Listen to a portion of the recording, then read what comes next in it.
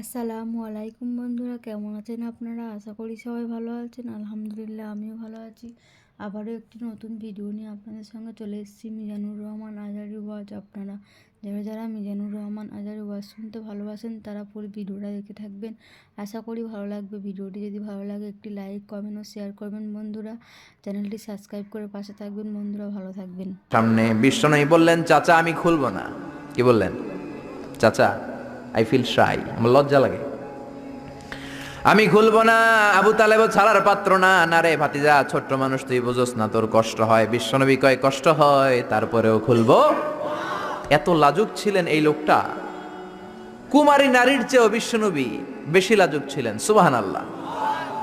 এই জন্য নারীরা বিশ্বনবীর কাছে প্রশ্ন করতে আসতো না।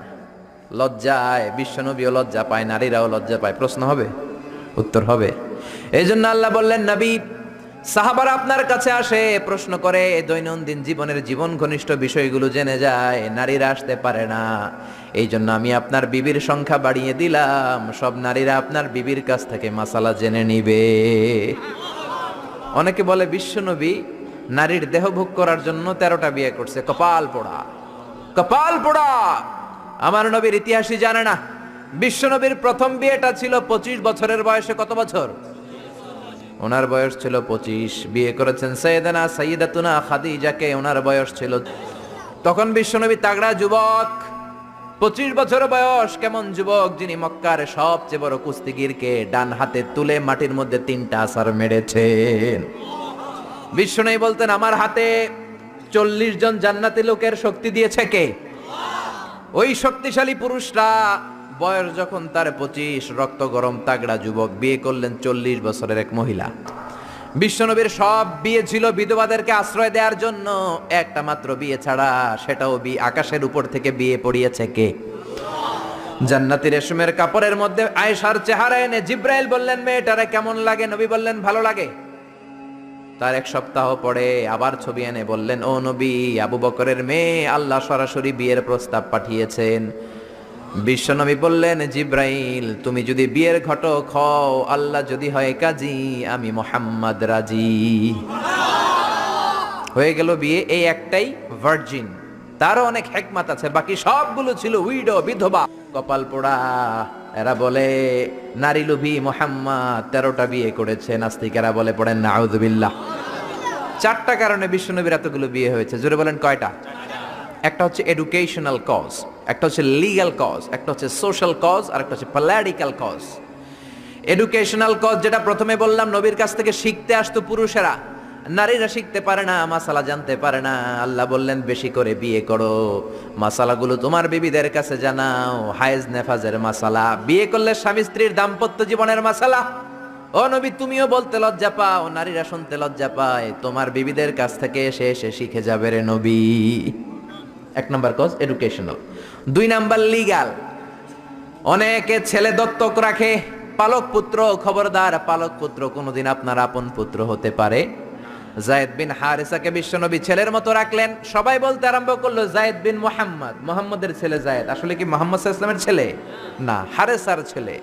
এইটা বোঝানোর জন্য যায়েদ বিন হারেসা যখন জাইনাব বিন জাহাশকে তালাক দিলেন, বিশ্বনবী বললেন, তুমি তোমার পালক পুত্রের বউকে এখন বিয়ে করবা। সুবহানাল্লাহ। Legal cause, to inform the society the legal rule of Islam. ইসলামের রুলিং শিখানোর জন্য পালক পুত্রের বউ তালাক পাওয়ার পরে বাবা বিয়ে করতে পারে। সুবহানাল্লাহ কোন? আর জোরে কোন? 2টা গেল। 3 নাম্বার সোশ্যাল কারণে আমার নবী ছিলেন সামাজিক। সামাজিকতার বন্ধনকে শক্ত করার জন্য কিছু বিয়ে করলেন। কেমন? বিশ্বনবীর রাইট হ্যান্ড, ডান হাত ছিল আবু বকর। আল্লাহ বললেন, তোমার যেহেতু ডান হাত, বিয়েটা করলে তো আরো শক্ত হবে ডান হাত, ঠিক কি না? আবু বকরের মেয়ের সাথে বিয়ে। বিশ্বনবীর লেফট হ্যান্ড, বা হাত ছিল ওমর। ওমরের এক বউ হাফসারে বিয়ে করলেন। এও তালাক খাওয়া। ডান হাত বাম হাত। এই যে সোশ্যাল কারণে বিশ্বনবী বিয়ে করলেন। 4 খলিফা। 4 খলিফার প্রথম 2 জন বিশ্বনবীর শ্বশুর, পরের 2 জন বিশ্বনবীর জামাই। সুবহানাল্লাহ। বাড়িতে যায় বললেন আল্লাহু আকবার। আবু বকর, সাইয়েদনা ওমর বিশ্বনবীর শ্বশুর।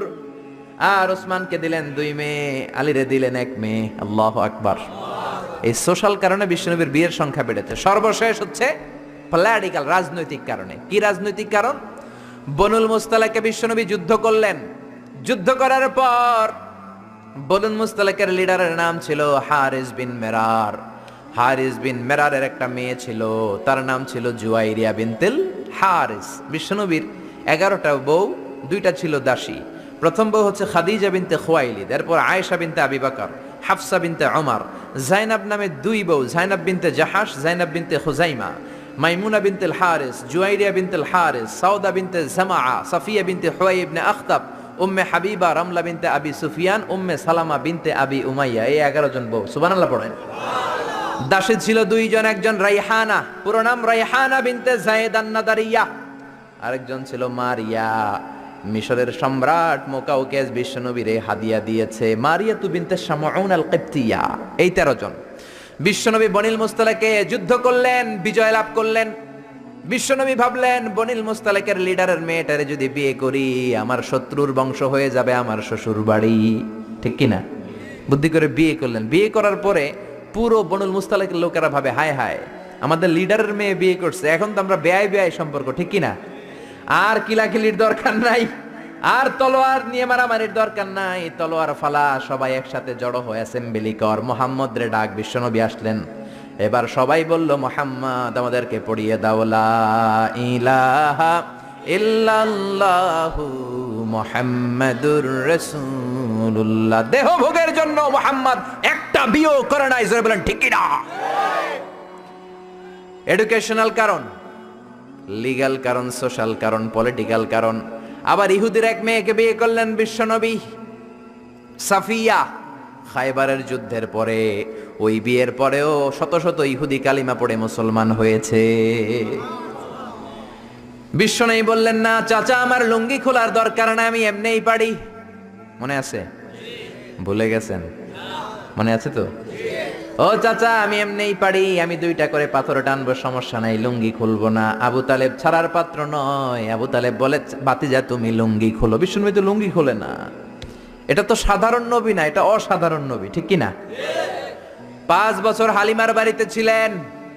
হালিমা দুধ খাওয়ালো।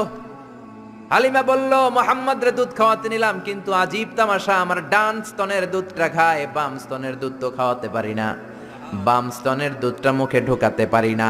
5টা বছর ছিল, 2 বছর দুধ খাইলো, একদিনের জন্য আমার বাম স্তন টাচ করে নাই। কারণ হালিমার আরো কয়েকটা ছেলে মেয়ে ছিল। উনাইসা নামে এক মেয়ে ছিল, শাইমা নামে আরেক মেয়ে, আব্দুল্লাহ নামে এক ছেলে, এরাও দুধের বাচ্চা ছিল। বিশ্বনবী যদি একাই 2 স্তনের দুধ সাবার করে ফেলেন তাহলে দুধ ভাই বোনরা খাবে কি? 2 বছর বাচ্চা মুহাম্মদ ইনসাফ প্রতিষ্ঠা করেছেন, কোন ঠিক কিনা? আবার হালিমা বলে এই ছেলেটারে আমি 5 বছর রাখলাম, এই 5 বছরে কোনোদিন কুরাইশি মুহাম্মদ রে কান্না করতে দেখি নাই। শুধু একটা সময় কান্না করত, এই ছেলেটা ক্ষুধার অভাবে কাঁদে নাই, ব্যথা পেলে কোনোদিন মুহাম্মদ কাঁদে নাই, শুধু লজ্জাস্থানের জায়গা থেকে কাপড়টা একটু সরে গেলে শিশু মুহাম্মদ কেঁদে উঠত। বিশ্বনবী বললেন চাচা আমি লুঙ্গি খুলবো না, আমি 2টা নিতে পারবো। আবু তালেব বলল সমস্যা নাই খোলো। বিশ্বনবী কয় না খুলবো না। আবু তালেব বিশ্বনবীর লুঙ্গির গোছায় ধরে টান দিলেন, টান দিতে দেরি হয়ে যায়, বিশ্বনবীর বেহুশ হতে দেরি হয় না, বেহুশ হয়ে পড়ে গেলেন। লুঙ্গি আর খোলা হয় নাই। বিশ্বনবীর লজ্জাস্থান পৃথিবীর কেউ দেখে নাই, চিল্লায় পড়েন আল্লাহু আকবার। এজন্য লজ্জাশীলতা শিখাবেন। লজ্জাশীলতা সব নারীদের ভূষণ। দৌলতপুর বাইতুন নূর জামে মসজিদ, এই বাইতুন নূর ধরে ধরে এত কথা চলে আসছে, ঠিক কি না? বাইতুন নূর এসেছে কাবা ঘর থেকে। এই কাবা ঘর ইব্রাহিম আলাইহিস সালাম বানালেন। বানানো শেষ, আল্লাহ বলেন ইব্রাহিম আজান দাও। কি দাও? জোরে বলেন কি দাও? আজান দেননি আপনারা নাকি খালি মুয়াজ্জিন দেয়? আপনিও দিবেন। আজান দিলে মর্যাদা বাড়ায় কে? আতওয়ালুল আ'নাক ইয়াউমাল কিয়ামা। দুনিয়ার বুকে যারা আজান দিবে কিয়ামতের দিন তাদের গলাগুলো সবার চাইতে জিরাফের মতো উঁচু হয়ে থাকবে। দেখলেই বুঝা যাবে এই মুয়াজ্জিন ছেলে গেলা সব। আল্লাহু আকবার। কিসের আজান দিব? আল্লাহ আল্লাহ বললেন ও ইব্রাহিম ঘর বানালা, ঘরটা জিয়ারত করতে হবে, আজান দাও, তাড়াতাড়ি আজান দাও। আযিন ফিন্নাসি বিল হজ। ও ইব্রাহিম আজান দাও। সাইয়েদনা ইব্রাহিম বললেন মানুষ নাই, পাখি নাই, প্রাণী নাই, কেউ নাই, আজান দিলে কে শুনবে? আল্লাহ বললেন, ইব্রাহিম তোমার দায়িত্ব, তুমি আজান দাও, আমি গোটা বিশ্বের সব মানুষের কানে আজান পৌঁছে দেব। আজান দিলেন, আল্লাহ পৌঁছায় দিলেন। আমরা যারা আসি নাই আমরাও শুনেছি মায়ের পেটে, মায়ের পেটে এই আজান আমাদের কানেও এসেছিল। যারা পেটেও ছিলাম না, আলামুল আরওয়াহে তাফসীর এসেছে, তাদের কানেও এসেছে। এই আজান শুনে যারা সাড়া দিয়েছে, লাব্বাইক বলেছে, তাদেরই নসিবে আছে কাবা ঘর জিয়ারত করা। জোরে বলেন সুবহানাল্লাহ। এজন্য মসজিদে দানের দরকার আছে না নাই? মসজিদে নামাজের জন্য যাওয়ার দরকার আছে না নাই? ওয়াজে অনেক মানুষ হয়, মসজিদে লোক হতে যায় না, কি আজীব তামাশা। বিশ্বনবীর সময়ে ফজরের নামাজ জুমার নামাজ ছিল একই দৃশ্য। আমাদের দেশে ফজরের সালাত জুমার আর সালাত এক দৃশ্য না? মাশাআল্লাহ, এক দৃশ্য। আহা, ফজরের সময় লোকই নাই, আর জুমার সময় ঠেলাঠেলি আছে না নাই? সারা বছর নামাজে যায় না, জুমার সময় এক ফার্স্ট কাতারের মুসল্লি আছে না নাই? দুইটা এক হইতে হবে। হ্যাঁ, ফজরের সালাতে যে দৃশ্য, জুমার সালাতে একই দৃশ্য। তাইলে কালিমার পতাকা উড়াই দিবে কে? স্লোগান দিয়ে উড়াইতে পারবেন না, মাহফিল আইসা উড়াইতে পারবেন না। মসজিদমুখী হইতে হবে, মসজিদে যাবেন। এলাকার যুবক ভাইরা তোমরা মসজিদে যাবা, রাজি আছো তো? রাজি? সত্যি সত্যি বলছো না মিথ্যা মিথ্যা বলছো? যাবা তো? মসজিদগুলো আমাদের আবাদ করতে হবে আবাদত দিয়ে। মসজিদের টাইলস হয়েছে, এয়ার কন্ডিশন হয়েছে, কার্পেট হয়েছে, মাগার মুসল্লি হয় নাই, ঠিক কিনা?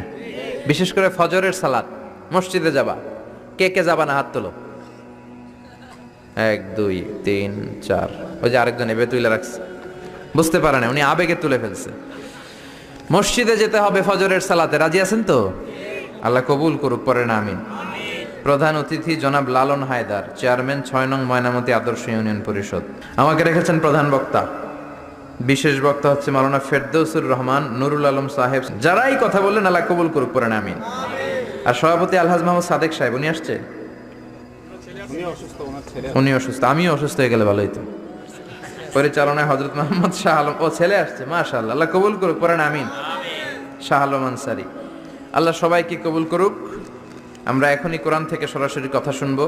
আমি আসলে খুব ক্লান্ত। গতকাল প্রোগ্রাম ছিল আমার রাজশাহী, রাজা নাই শাহী নাই তবু রাজশাহী, মতিঝিলে মতি নাই আছে শুধু ঝিল, ঠিক কিনা? তো রাজশাহীতে গেলাম প্লেনে, আসলামও প্লেনে। রাজশাহী থেকে ঢাকা আসছি 40 মিনিটে, কিন্তু ঢাকা থেকে কুমিল্লায় আসছি মাশাআল্লাহ 8 ঘন্টায়, কারণ ডিজিটাল বাংলাদেশ, ঠিক কিনা? রাস্তায় রাস্তায় খন্দক, খানা খন্দক, ভাঙ্গা চূড়া, এইদিকে একটা বানায় ওইদিকে ভাঙ্গা পড়ে, ওইদিকে বানায় ওইদিকে ভাঙ্গা পড়ে। আর রিক্সাওয়ালা গালি গালাজ আছে না নাই? একটা মন্ত্রীরাও ছাড়ে না, পুলিশে স্যালুট দেয়, রিক্সাওয়ালারা গালি দেয়, ঠিক কিনা? আবার মাঝে মাঝে ব্রিজ ভাঙে, কারণ ব্রিজের ভিতরে রড নাই, আছে কি? ওরে আল্লাহ, এগরে দিবেন ও বাস। ভোট চাইতে এলে কি দিবেন? আর যদি জনগণের জন্য কাজ করে বুকে মিলায় নিবেন, রাজি আছি না নাই? বিএনপি বুঝি না, আওয়ামী লীগ বুঝি না, জাতীয় পার্টি বুঝি না, জামাত ইসলাম বুঝি না, আমরা বুঝি বাংলাদেশ। আমরা বুঝি কি? জোরে বলেন। এই দেশের নেতারা একদল আরেক দলের গালি দেয়, তুই ভারতপন্থী, ওইটা আবার গালি দেয়, তুই পাকিস্তানপন্থী। তো এরা হইলো ভারতপন্থী, এরা পাকিস্তানপন্থী, তো বাংলাদেশপন্থী কেডা? আমরা সবাই বাংলাদেশপন্থী, ঠিক কিনা? আরো জোরে ঠিক কিনা? সবার আগে বাংলাদেশ, আমার বাংলাদেশ সবার আগে। কে আমাদের নেত্রী হলো, কে আমাদের নেতা হলো, এমপি হলো, ব্যাপার না, যদি উনি নামাজ পড়ে, ঠিক কিনা? যদি উনি রোজা রাখে, কথা দিয়ে যদি কথা রাখে, আমাদের বুকের মধ্যে ওনার স্থান আছে না নাই? আসলাম মাগরিবের সময়, 8 ঘন্টায় আসছি রাজশাহী থেকে ঢাকা প্লেনে, আর ঢাকা থেকে কুমিল্লায় 8 ঘন্টা, এদিকে আধা ঘন্টা, ওদিকে 8 ঘন্টা। আল্লাহ এদেশের নেতা নেত্রীদেরকে আরো বেশি খেদমত করার তৌফিক দান করুক, পড়েন আমিন। তো এজন্য প্রচন্ড ক্লান্ত হয়ে আছি। আপনারা এখন যেমনি চুপচাপ, শেষ পর্যন্ত চুপচাপ থাকবেন আর আমার কথার সাথে রেসপন্স করবেন, তাহলে কিছু কথা আপনাদের সাথে শেয়ার করবো ইনশাআল্লাহ। পড়েন। শুরুতে 3টা তাকবীর দিবেন। প্রথমে দিবেন বিবাহিতরা, তারপরে দিবেন অবিবাহিতরা, তারপরে সবাই মিলে। আমি পড়বো লিল্লাহি তাকবীর, প্রথমে বিবাহিতরা পড়বেন আল্লাহু আকবার। রাজি আছেন তো? নাকি রাগ করতেছেন? রাগ করতেছেন? আমার কথা বোঝা যায় তো? ক্লিয়ার না? রাজশাহীতে বুঝাইতে অনেক কষ্ট হয়েছে। এই রাজশাহীর সাথে পাবনার মিল আছে। এরা নরে বলে ল, নরের ল বলে, লৌকা লৌকা বলে, কি বলে? লৌকা লৌকা। নোয়াখালীতে শর্ট করে ফেলে, সিম্পল। ওরা বলে, আমরা বলি তুমি খেয়ে শুয়ে যাও, নোয়াখালীরা কয় তুই খাই হতি যা। তুমি এখান দিয়ে এসে ওখান দিয়ে যাও, এরা কয় তুই ইয়ান দিয়ে আই হ্যান দি যা। আবার ফেনিওয়ালারা ফেনিরে ডাকে হেনি, কি ডাকে? কয় হেনি কলেজে টিয়া লই, সবাই কয় সুদূর বুদুর চলতো না মিছিল, মানে ফেনী কলেজের টাকা নিয়ে উল্টাপাল্টা চলবে না। তো আমার সেনবাগে মাহফিল, এই বছর তো নোয়াখালীতে যে কি পরিমাণে মাহফিল, প্রতিদিন নোয়াখালী মাহফিল আমার এই সামনের কিছুদিন থেকে শুরু হচ্ছে। তো সেনবাগে বললাম, ভাইয়েরা পানি রে কি কন? কয় হানি। পান রে কি কন? কয় হান। তাহলে পেঁপে রে কি কন? কথা কয় না। পানি যদি হানি হয়, পান যদি হান হয়, পেঁপে হবে হে হে। কিন্তু কয় না হুজুর, আমরা কই পাপ্পিয়া। তার মানে জাতে মাতাল তালে, জাতে মাতাল তালে ঠিক। ভাষাগুলো আমার কাছে খুব সহজ, আমি যেখানেই পড়েছি লোকজন বলে মিজান তুমি খুব সহজে ভাষা ধরতে পারো। মিশরে পড়লাম 5 বছর, চট্টগ্রাম শিখে ফেলছি আমি। দারুন্নাতে ছিলাম, বরিশালের ভাষা শিখছি। বাসার পাশে এক নোয়াখালীর খালাম্মা আছে, হাত থেকে নোয়াখালীরা শিখছি। আমার আম্মারে জানলা দিয়ে একদিন বলতেছে, আহারি আফা কইন বুঝিনি কেন আঙ্গ হেতেনে 3 বছর ধরে কুয়েত গেছে, হারি আর কাছে একটা সিডিও হারাইনো হেতেলে আর কইল যে হাড়ি যায়। লেদা গেছে খেলতো আর লেদি গেছে হইতে বুঝিনি কেন, কুত্তা জ্ঞান হুতি রইছে আর হে তিরুফরে আল্লাহর গজব হইতো। মহিলাদের মধ্যে এই স্বভাবটা আছে, কিছু হইলে হেতির উপরে আল্লাহর ঠেড়া হইতো, লানত হইতো, গজব হইতো, আছে না নাই? এজন্য বিশ্ব নেই বললেন নারীরা 2 কারণে জাহান্নামে যাবে বেশি। এক হলো তাকফুরনাল আশিরা তুকসিরনাল লানা, স্বামীর না শুকরি করো আর বেশি বেশি লানত দাও। দেয় কি দেয় না? নারীরা লানত দেয় কি দেয় না? এই ভাষার ডাইভার্সিটি যে কত মজা। চট্টগ্রামের ভাষাটা খুব কঠিন। আমরা প্রাইমারি স্কুলে পড়াই বাচ্চাদেরকে, পড়ো ডিওজি ডগ মানে কুকুর, এরা পড়ায় পড়ো ডিওজি ডগ মানে হত্যা। ডগ মানে কি? আবার বানান করায় পড়ো কলস ঠিল্লা, কারণ চট্টগ্রামে কলস রে কয় ঠিল্লা। কলস এতটুকু ঠিক আছে, বানান করো কলস তারপর ঠিল্লা। সুবহানাল্লাহ কইবেন না? এক বাংলাদেশ, জেলাটা পার হইলেই ভাষা আলাদা। আল্লাহু আকবার। ময়মনসিংহ কিশোরগঞ্জ মাহফিল আছে না নাই? ওইখানে গেলে কথা বোঝা যায় না, সব খ, এরা বলে ক। একজন কয় হুজুর কবর দেখবাম, কবর টিভি সারুন। আমি বললাম কার কবর? জিয়াউর রহমানের কবর না বঙ্গবন্ধুর কবর? কয় হুজুর রাত 8টার কবর। আসলে শব্দটা কবর নাকি খবর? সিলেটিরা পুরা উল্টা, এরা এগমুখ দিয়ে কিলাইলো ক বের হয় না, খালি খ। আমি কাতার যাচ্ছি, সিলেটে এক লোক বসছে, আমার শুরু করছে আপনার বাড়ি খন খানো, খন খানো পড়ালেখা করছইন? কয় আমি এই খানো দাঁড়ামো, তুই খাইতা করবি খর। সুবহানাল্লাহ বলবেন না? এইভাবে এক এক জেলার এক এক রকম। নরসিংদীর রায়পুরাতে গেলাম, আমার ভাইয়েরা রায়পুরা বলতে পারে না, রে কয় ল। রায়পুরা রে কয় লাইপুরা, কয় লাইপুরা লাতা মুরগি দিয়ে লাইতের বেলা কাইয়া লেলাইন দেয় ফুটছি। তার মানে ও যত র পাবে ওটারে বলবে কি। এরপর বরিশালে গেলে ক বলতে পারে না। দারুন্নাতে পড়াশোনা করলাম 7 বছর। আল্লাহ দারুন্নাতের সব শিক্ষককে তুমি কবুল করে নাও, ছাত্রদেরকে কবুল করে নাও। আসলে আলেম গড়ার মার্কাজ, এলেম আমল আছে। কেউ যদি বলে হুজুর ছাত্র কই দিব, এক কথা আমি বলি দারুন্নাতে দেন। 7 বছর আমি পড়েছি, আমার রক্ত মাংস মিশে আছে দারুন্নাতের সাথে। প্রিন্সিপাল হযরতুল আল্লাম আখম আবু বকর সিদ্দিক আমার মাথার তাজ। হুজুর শুদ্ধ ভাষায় কথা বলেন, কিন্তু মাঝে মাঝে বরিশালের ভাষাতে আমাদের সাথে কথা বলতেন। এত চমৎকার বরিশালের ভাষা, মনু এই বিলে করলি কি ওইবে, এরকম ডেকে ডেকে বলতো। আর কথায় কথায় এরা বলে মনু, ক বলতে পারে না বরিশালের ভাইয়েরা। কয়রে বলে হ, টাকারে কি বলে টাহা। কয় মুই 20 টাকার কাম হচ্ছি, মোরে 15 টাকা দিলে কেন? এমনকি 5 টাকাটা দেবা না, মূল্য ঠাবাঠাবি বাজাবা মনু। এই ভাষার ব্যতিক্রম কোরআনের মধ্যেও আছে। আমরা পড়ি মালিকি ইয়াউমিদ্দিন, অনেক জায়গায় পড়ে মালিকি ইয়াউমিদ্দিন। আমরা পড়ি সিরাতাল মুস্তাকিম, অনেক জায়গায় সিরাতাল মুস্তাকিম। আমরা পড়ি কাইফা নুনশিরুহা, আরেক জায়গায় কাইফা নুনশিজুহা। পার্থক্য আছে না নাই? এজন্য ভাষার সৌন্দর্য আল্লাহর দেয়া। আমার কথা বুঝতেছেন তো? আচ্ছা, 3টা তাকবীর দিব। প্রথমে বিবাহিতরা, এরপর অবিবাহিত, এরপরে সবাই মিলে। রাজি আছেন না? কষ্ট হবে? আচ্ছা, শুরুতে বিবাহিতরা। আমি পড়ব লিল্লাহি তাকবীর, আপনারা বলবেন আল্লাহু আকবার। বিবাহিতদেরকে আপনার আঞ্চলিক ভাষা কি বলেন? বিয়াতা। আর অবিবাহিত আবিয়াতা। বিয়াতা বানাম আবিয়াতা। বিয়াতারা রেডি হন। আমি লিল্লাহি তাকবীর বললে আল্লাহু আকবার বলবেন। বিয়াতারা রেডি? রেডি? হেরা যে রেডি এটাও কইতে পারে না। রেডি? বিয়া তারা তাকবীর দেন, লিল্লাহি তাকবীর। জোন নাই, রোজা রাখছিল আজকে, নফল রোজা। এবার আবিয়া তারা, বিয়াতদেরকে হারায় দেওয়ার দরকার আছে না নাই? হারায় দেওয়া যাবে তো? লিল্লাহি তাকবীর।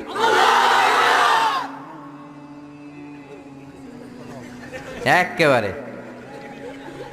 একেবারে হোয়াইট ওয়াশ নাকি বাংলা ওয়াশ? আর সবাই মিলে দেন তিনটা, সবাই মিলে তিনটা দেন যাতে প্যান্ডেল কাঁপে, আমি দেখবো কাঁপে কিনা। এক নাম্বার লিল্লাহি তাকবীর। এই যে কাঁপতেছে, আপনি নাড়া দিচ্ছেন শরীরটা এমনি, আপনার শরীরটা নাড়া দেওয়াতে আল্লাহু আকবার কে যে নাড়াটা দিছে ওই ধাক্কাতেই কেঁপে গেছে। নাড়া দেওয়া যাবে না, হ্যাঁ আপনি স্ট্রেট বসে থাকেন, শুধু আপনার মুখ নড়বে, হ্যাঁ নাড়া দিয়েন না। এবার জোরে তাকবীর দেব যাতে প্যান্ডেল কেঁপে যায়। লিল্লাহি তাকবীর। হ্যাঁ এবার কাঁপতেছে, মাশাআল্লাহ। আরেকটা দেই, লিল্লাহি তাকবীর। আমি খুতবার শুরুতে একটা আয়াত তেলাওয়াত করেছি, আয়াতটা হচ্ছে সূরাতুল মুলকের। কোন সূরা? সবাই বলেন নাই কোন সূরা? আমি সব জায়গায় বলি যে এটা ক্লাস, তাফসীর মাহফিলটা কি আদান প্রদান হবে, প্রশ্ন উত্তর, প্রশ্ন উত্তর। রাজি আছেন তো? উত্তর না দিলে কথা হবে না, উত্তর দিলেই আমার কথা সুন্দর হবে, ঠিক কি না? আর বুঝার চেষ্টা করতে হবে প্রাণের ভাইয়েরা আমার, বুঝতে হবে আমলের নিয়তে। ইখলাসটা বড় জরুরি। অনেক প্রধান বক্তা কিয়ামতের দিন জাহান্নামে যাবে, অনেক দানশীল ব্যক্তি জাহান্নামে যাবে, অনেক শহীদ ফি সাবিলিল্লাহ জাহান্নামে যাবে। সহিহ হাদিস। প্রধান বক্তা বলবে, আল্লাহ বাংলাদেশের এমন কোন জেলা নাই যেই জেলায় আমি কোরআনের দাওয়াত নিয়ে যাই নাই। আল্লাহ বলবেন, না না, তুমি দাওয়াত নিয়ে গিয়েছো যেন লোকেরা তোমার নামে তাকবীর দেয়, এই জন্য। আমার ভয় তোর অন্তরে ছিল না, তুই জাহান্নামে যা, go to the hellfire. এক লাথি মেরে প্রধান বক্তারা জাহান্নামে পাঠাবে। ওই রকম প্রধান বক্তা আল্লাহ তুমি আমাদেরকে বানিও না, বলে না আমিন। অনেক দানশীল জাহান্নামী হবে, আল্লাহ বলবেন তুইও জাহান্নামে যা। দানশীল বলবে, আল্লাহ আমার এলাকায় যত মসজিদ আছে সবগুলো আমি বানাইছি। আল্লাহ বলবেন কথা ঠিক, কিন্তু তুমি বানিয়েছো তোমারে দানবীর বলবে, এজন্য। দানশীল, দ্য বিজনেস ম্যাগনেট, হাতেম তাই উপাধি তোমাকে দিবে, এই জন্য। তো হাতেম তাই উপাধি তো দুনিয়াতে তুমি পেয়েছো, আমার কাছে কি চাও? আমার কাছে তোমার জন্য কিচ্ছু নাই, go to the hellfire, জাহান্নামে যা। সবচেয়ে ভয়ঙ্কর হলো শাহিদ ফি সাবিলিল্লাহ, জাহান্নামে যাবে। আল্লাহর রাস্তায় যুদ্ধ করে দেহের তাজা রক্ত বিলিয়ে শহীদ হয়েছে, তারাও জাহান্নামে। সবাই না, যাদের ইখলাস নাই। শহীদ বলবে, আল্লাহ আমি কেন জাহান্নামী? আল্লাহ বলবেন তুইও যা। আল্লাহ আমার দেহের তাজা রক্ত বিলিয়ে দিয়ে তোমার কালিমার পতাকা গেড়েছি, আমি কেন জাহান্নামে যাব? আমার তো জান্নাত পাওয়া দরকার। আল্লাহ বলবেন, না না, তুমি যুদ্ধ করেছো যাতে লোকেরা তোমাকে বীর বলে, বীর। লোকদের বাহাবা পাওয়ার জন্য যুদ্ধ করেছো, দেখানোর জন্য যুদ্ধ করেছো, সব লোক দেখানো, শুধু রিয়া, রিয়া আন্নাস। মানুষকে তো ঠিকই দেখাইছো তুমি, খেলা তো দেখাই আসছো দুনিয়াতে। যা চাইছিলা তা তো দুনিয়াতে পেয়েছো, আমার কাছে পাওয়ার কিছু, তুমিও জাহান্নামে যাও। আমরা কি ওই শ্রেণীর লোক হতে চাই? এজন্য অন্তরে ইখলাসের দরকার আছে না নাই? কে ওয়াজ করলো, হুজুরের কণ্ঠ কেমন, দেখতে কেমন, হুজুর গরম করতে পারে কিনা, ওয়াজ জমাইতে পারে কিনা, এরকম টেন্ডেন্সি আছে না নাই? অনেক জায়গায় গেলে হুজুর ওয়াজ জমাইতে হবে। আরে ভাই, ওয়াজ আবার জমাই কেমনি? আমি তো কোরআন থেকে কথা বলবো, আপনারা শুনবেন, নোট করে নেবেন, আমলের চেষ্টা করবেন, এটাই তো, ঠিক কিনা? আবার বলে হুজুর ঠান্ডা ওয়াজ এইখানে চলে না, গরম ওয়াজ দিবেন, গরম। এগুলার একটার মধ্যে ব্যক্তিগত জীবনে আমল নাই, ঠিক কিনা? ওয়াজ হবে আল্লাহর সন্তুষ্টির জন্য, বিশ্বনবীর শেখানো পন্থায়। মনের মধ্যে দরদ থাকবে, যাদেরকে বলছেন দরদ নিয়ে বলবেন, দরদ নিয়ে শুনবেন। অন্তর থেকে কথা বললে ওই কথা মানুষের অন্তরে যে লাগে, মুখ দিয়ে বললে শুধু কানে লাগে, ঠিক কিনা? আমরা অন্তর থেকে বলার চেষ্টা করব, অন্তরে লাগানোর চেষ্টা করব, আর আমলের চেষ্টা করব, জীবনটা যাতে পরিবর্তন হয়। প্রতি শীতে কত মাহফিল, একদিন আমার 2 মাহফিল আছে। এই বছর শুরু করছি ফজরের পর থেকে, ফজরের পরে মাহফিল আছে, জোহরের পরে আছে, বাদ মাগরিব আছে, বাদ এশা আছে, বিভিন্ন সময় মাহফিল। তার মানে এক একটা গ্রামে শুধু তাফসীর প্রোগ্রাম আর তাফসীর প্রোগ্রাম। সবগুলো তো আল্লামা হয়ে যাওয়ার কথা, কিন্তু হয় না কেন? ইখলাস নাই, শিখার জন্য আসে না। আপনি শিখেন, নোট করেন, জীবনটারে পরিবর্তন করে দিবে কে? সবাই শিখতে রাজি আছেন তো? আসেন আমরা সূরাতুল মুলকের তাফসীর শুনি। সূরাতুল মুলক 29 পারার প্রথম সূরা। কত পারা? আয়াত 30টা। কয়টা? মাক্কি সূরা, মাক্কি না মাদানী? রুকু 2টা, জোরে বলেন কয়টা? এটা অনেক বরকতের সূরা, অনেক বরকত। বিষ্ণুই বলেছেন মানিআতুন মিন আযাবিল কবর। মুস্তাদরাকুল হাকিমের হাদিস, বিশ্বনবী বলেন আল মানিআতু মিন আযাবিল কবর ইন্না ফিল কুরআনি সূরা, কোরআনে একটা সূরা আছে যেটা কবরের আযাব থেকে বাঁচিয়ে দেয়। সুবহানাল্লাহ, বাড়িতে যে বলবেন আল মানিআতু মিন আযাবিল কবর, কবরের আযাব থেকে বাঁচায়। কবরের আযাব থেকে বাঁচার দরকার আছে না নাই? নাকি আমরা কেউ কবরে যাব না? দাদা গেছে, বাবা গেছে, আপনাকেও যেতে হবে, ঠিক কি না? কিন্তু আমাদের লাইফস্টাইল দেখলে মনে হয় না যে আমরা কবরে যাব। খালি আমার আমার বলি, বুক ফুলায় বলি এটা আমার, আমার হুন্ডা, আমার গাড়ি, হতে আলামু, ঠিক কি না?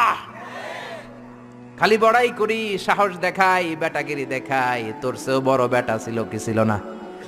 নমরুদ গোটা বিশ্বের বাদশা ছিল, একদিনের জন্য একটা হাসি দেয়া লাগে নাই, সর্দি হয় নাই, জ্বর হয় নাই, এত ভালো ভালো খাবার খাইতো। ওই নমরুদ চিৎপটাং, ঠিক কি না?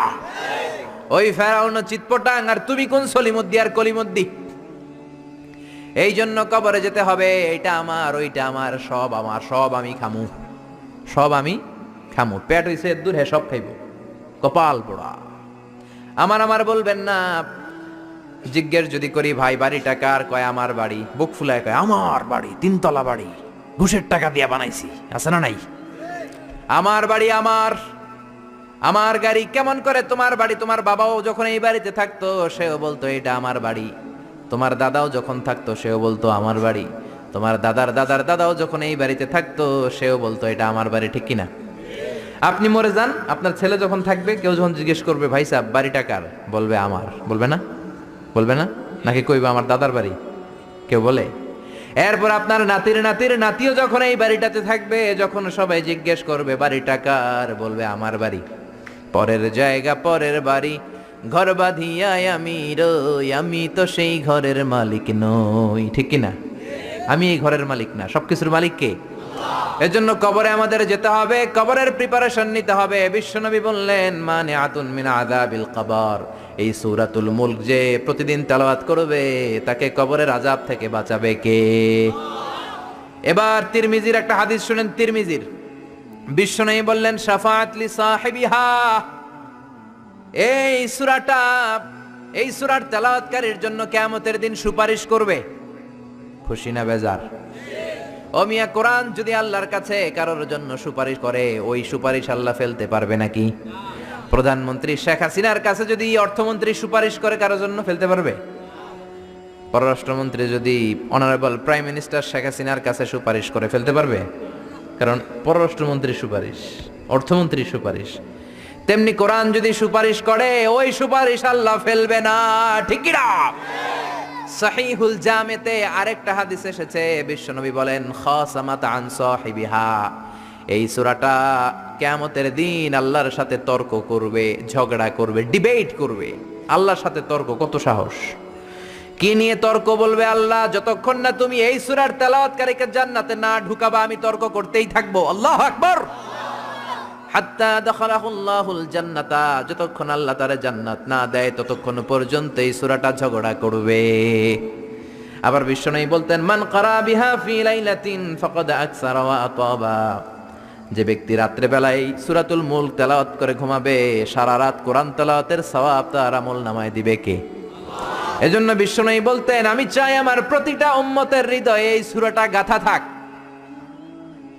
আমি চাই আমার প্রতিটা উম্মতের কলিজার ভিতর এই সূরাটা মুখস্থ থাক। মুখস্থ করতে রাজি আছি না নাই? আয়াত মাত্র 30টা, সবাই বলেন কয়টা? এক মাসে কয় দিন? প্রতিদিন এক আয়াত করে মুখস্থ করলে লাগবে কয় দিন? এক মাসে মুখস্থ হয়ে যাবে। করবেন নি? করবেন? এটা আপনাদের বাড়ির কাজ। এটা কি? হোমওয়ার্ক। যেহেতু ক্লাস, বাড়ির কাজ দেওয়ার দরকার আছে না নাই? মুখস্থ করে ইমাম সাহেবের কাছে যাবেন, আজহারি হুজুর বাড়ির কাজ দিছে, বাড়ির কাজ নেন। আমার সূরাতুল মুলক মুখস্থ হয়েছে, আপনি শোনেন। পড়বেন তো? মা বোনেরা, আপনাদের যাদের কানে আমার মাইকের আওয়াজ যায়, সূরাতুল মুলক মুখস্থ করবেন, নিজেরা পড়বেন, বাচ্চাকে শোনাবেন। কত সুন্দর হতে পারে আপনার ফ্যামিলিটা। ছেলে বলবে মা আমার 5 আয়াত মুখস্থ হয়েছে, তুমি কদ্দুর আগাইলা? মা বলবে আমার হয়েছে 7 আয়াত। বাবা বলবে আমি তো চাকরির কারণে পারি নাই, আমি করছি মাত্র 2 আয়াত। এরকম ফ্যামিলি চাই কি চাই না? চাই কি চাই না? এই সূরাটা এত বরকতের সূরা, সূরা আপনার চোখ খুলে দিবে। This surah is an eye opener for you. আপনার চোখ খুলে দিবে, আপনার ঘুমন্ত বিবেককে জাগিয়ে তুলবে, আপনার চিন্তার জগতে আলোড়ন সৃষ্টি করবে। একদল কপাল পরা আছে উল্লুক্কা পাঠা, এগুলো হচ্ছে নাস্তিক। আমরা আল্লাহরে বিশ্বাস করি, আমরা আস্তিক। যারা বিশ্বাস করে না তারা কি? এরা কয় আমরা আল্লাহরে বিশ্বাস করি না, আমরা অনেক জ্ঞানী, মাথার মধ্যে ছাদে মাল নাই, মানে মাথায় চুল নাই। যত শিক্ষাবিদ দেখবেন একটার মাথাও চুল নাই, ঠিক কি না? স্রষ্টারে গালে দিতে দিতে চুল হারাইছে, ঠিক কি না? এরা বলে আমরা আল্লাহরে মানি না, কারণ আনসিন ইজ নাথিং, যেটা দেখি না ওটা বিশ্বাস করি না। বলে না?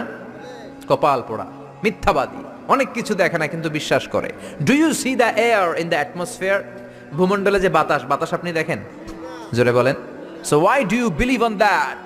তাহলে বিশ্বাস করস কেন? Do you see the bad headache someone feel?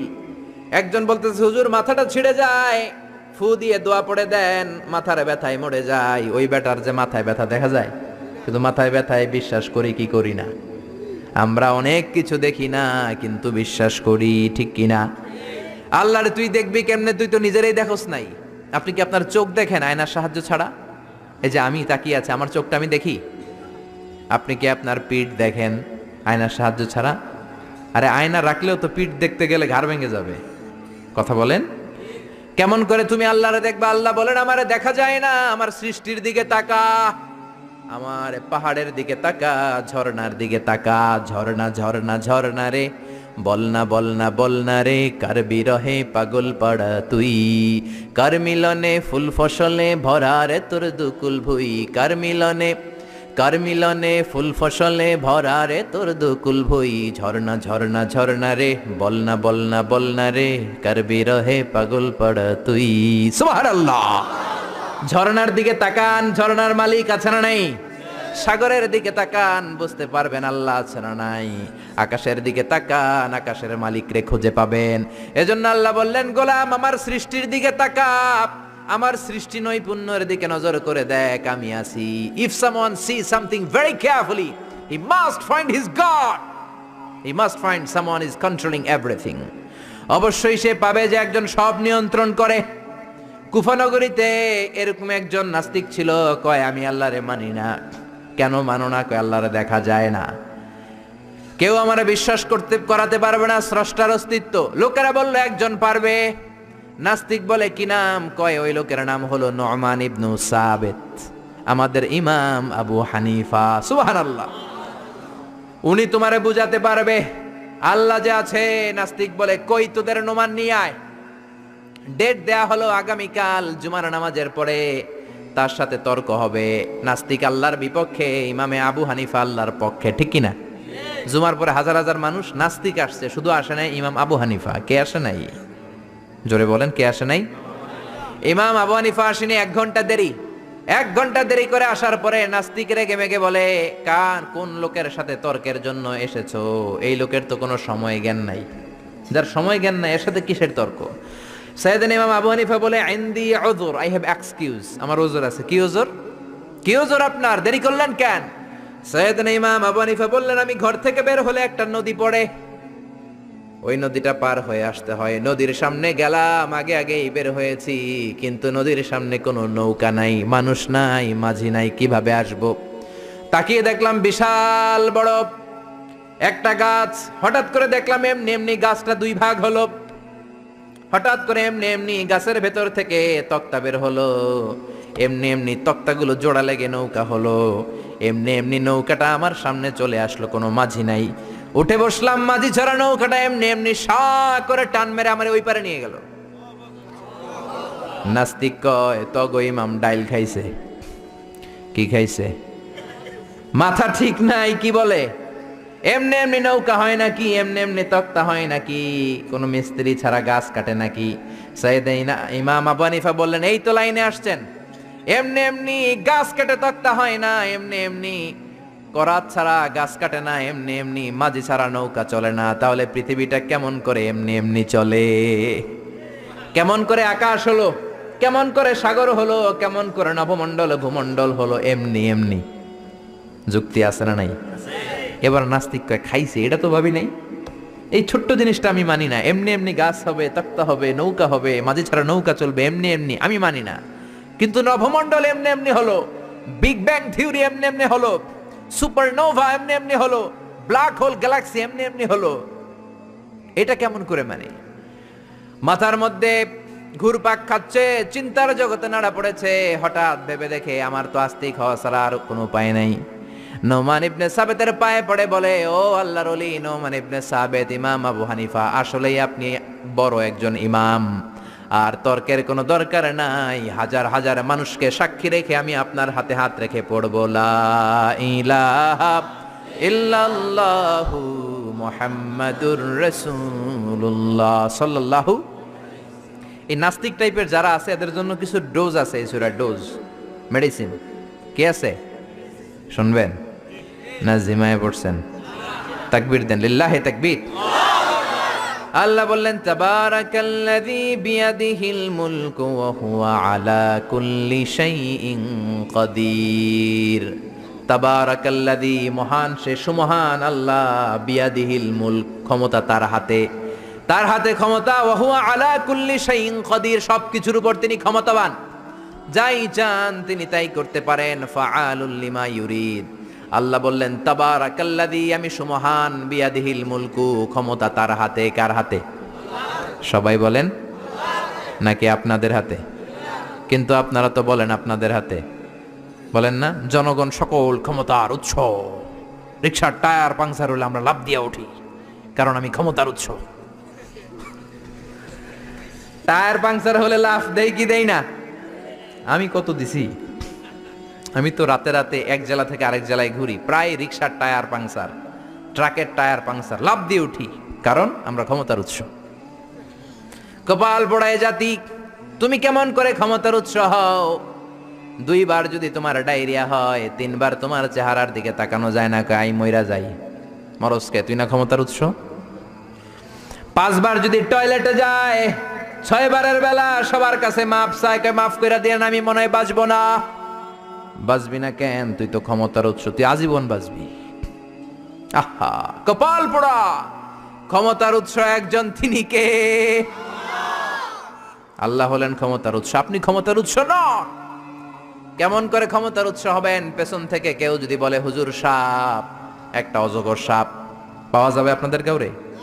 দৌড়, চারদিকে ছুটবে সবাই। আপনারা দৌড় দেন আর না দেন, আমি দিমে দিক দিয়া দৌড়, কারণ চাচা আপন প্রাণ, আগে যান বাঁচা, এরপরে বাস করুন, ঠিক কিনা?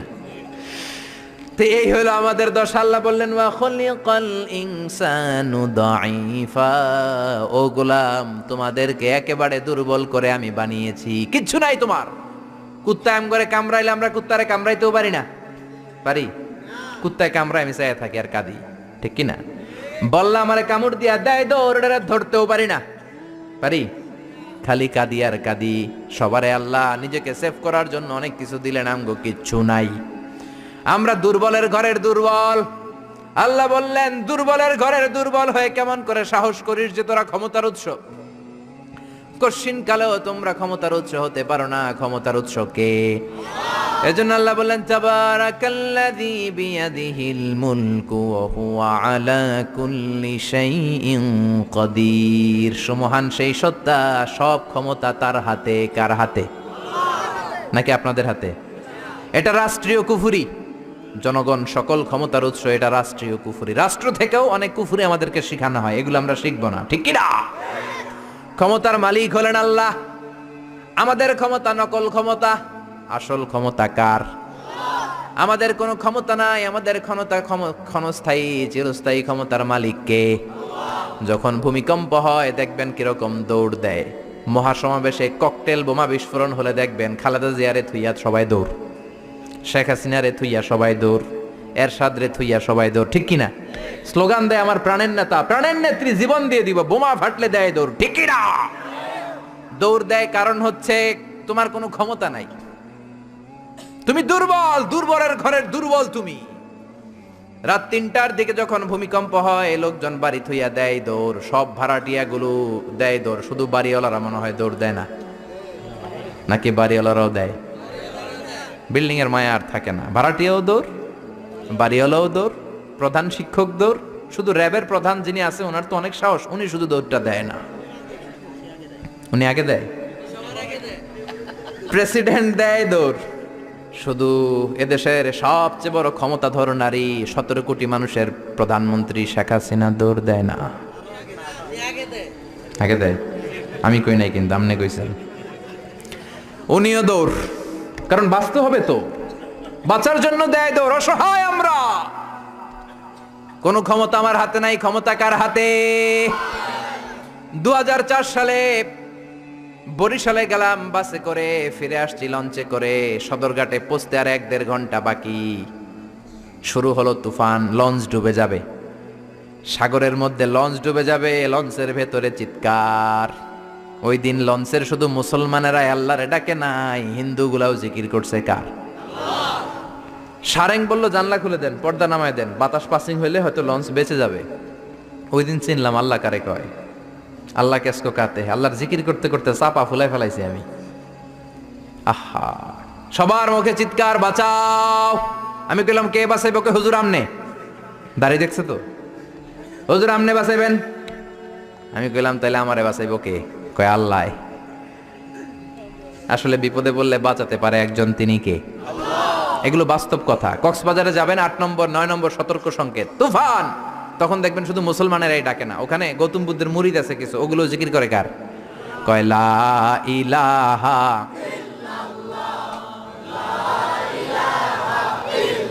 লা ইলাহা ইল্লাল্লাহু মুহাম্মাদুর রাসূলুল্লাহ সাল্লাল্লাহু। ডোনাল্ড ট্রাম্প সবচেয়ে বড় ক্ষমতাশালী ব্যক্তি, ঠিক কি না? সব ক্ষমতা তো ওর হাতে, তাই না? ডোনাল্ড ট্রাম্প তো ক্ষমতার উৎস হওয়া উচিত। ও কি ক্ষমতার উৎস? আপনারা দেখেছেন কিনা জানি না, ইউটিউবে একটা ভিডিও দেখা যায়, সে বক্তব্য দিচ্ছে একটা অডিয়েন্সের সামনে, হঠাৎ বিউ গলে একজন লোক বাঁশি বাজাইছে ওরে ভয় দেখানোর জন্য, ব করে আওয়াজ করছে, লাফ দিয়ে উঠছে একটা। ওর স্পেশাল সিকিউরিটি ফোর্স চারদিকে এমনি ধরছে, স্যার আমরা আছি। তারপরে সে শান্ত হয়েছে। যারা ভিডিওটা দেখেছেন তারা বুঝবেন কত অসহায় তারা, ঠিক কিনা? যত বড় ক্ষমতার অধিকারী হন।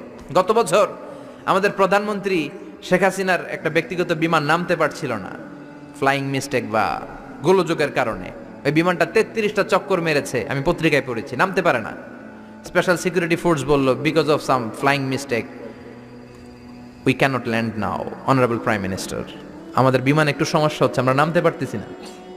33টা চক্কর মারা লাগছে বিমানটা ঠিক করতে।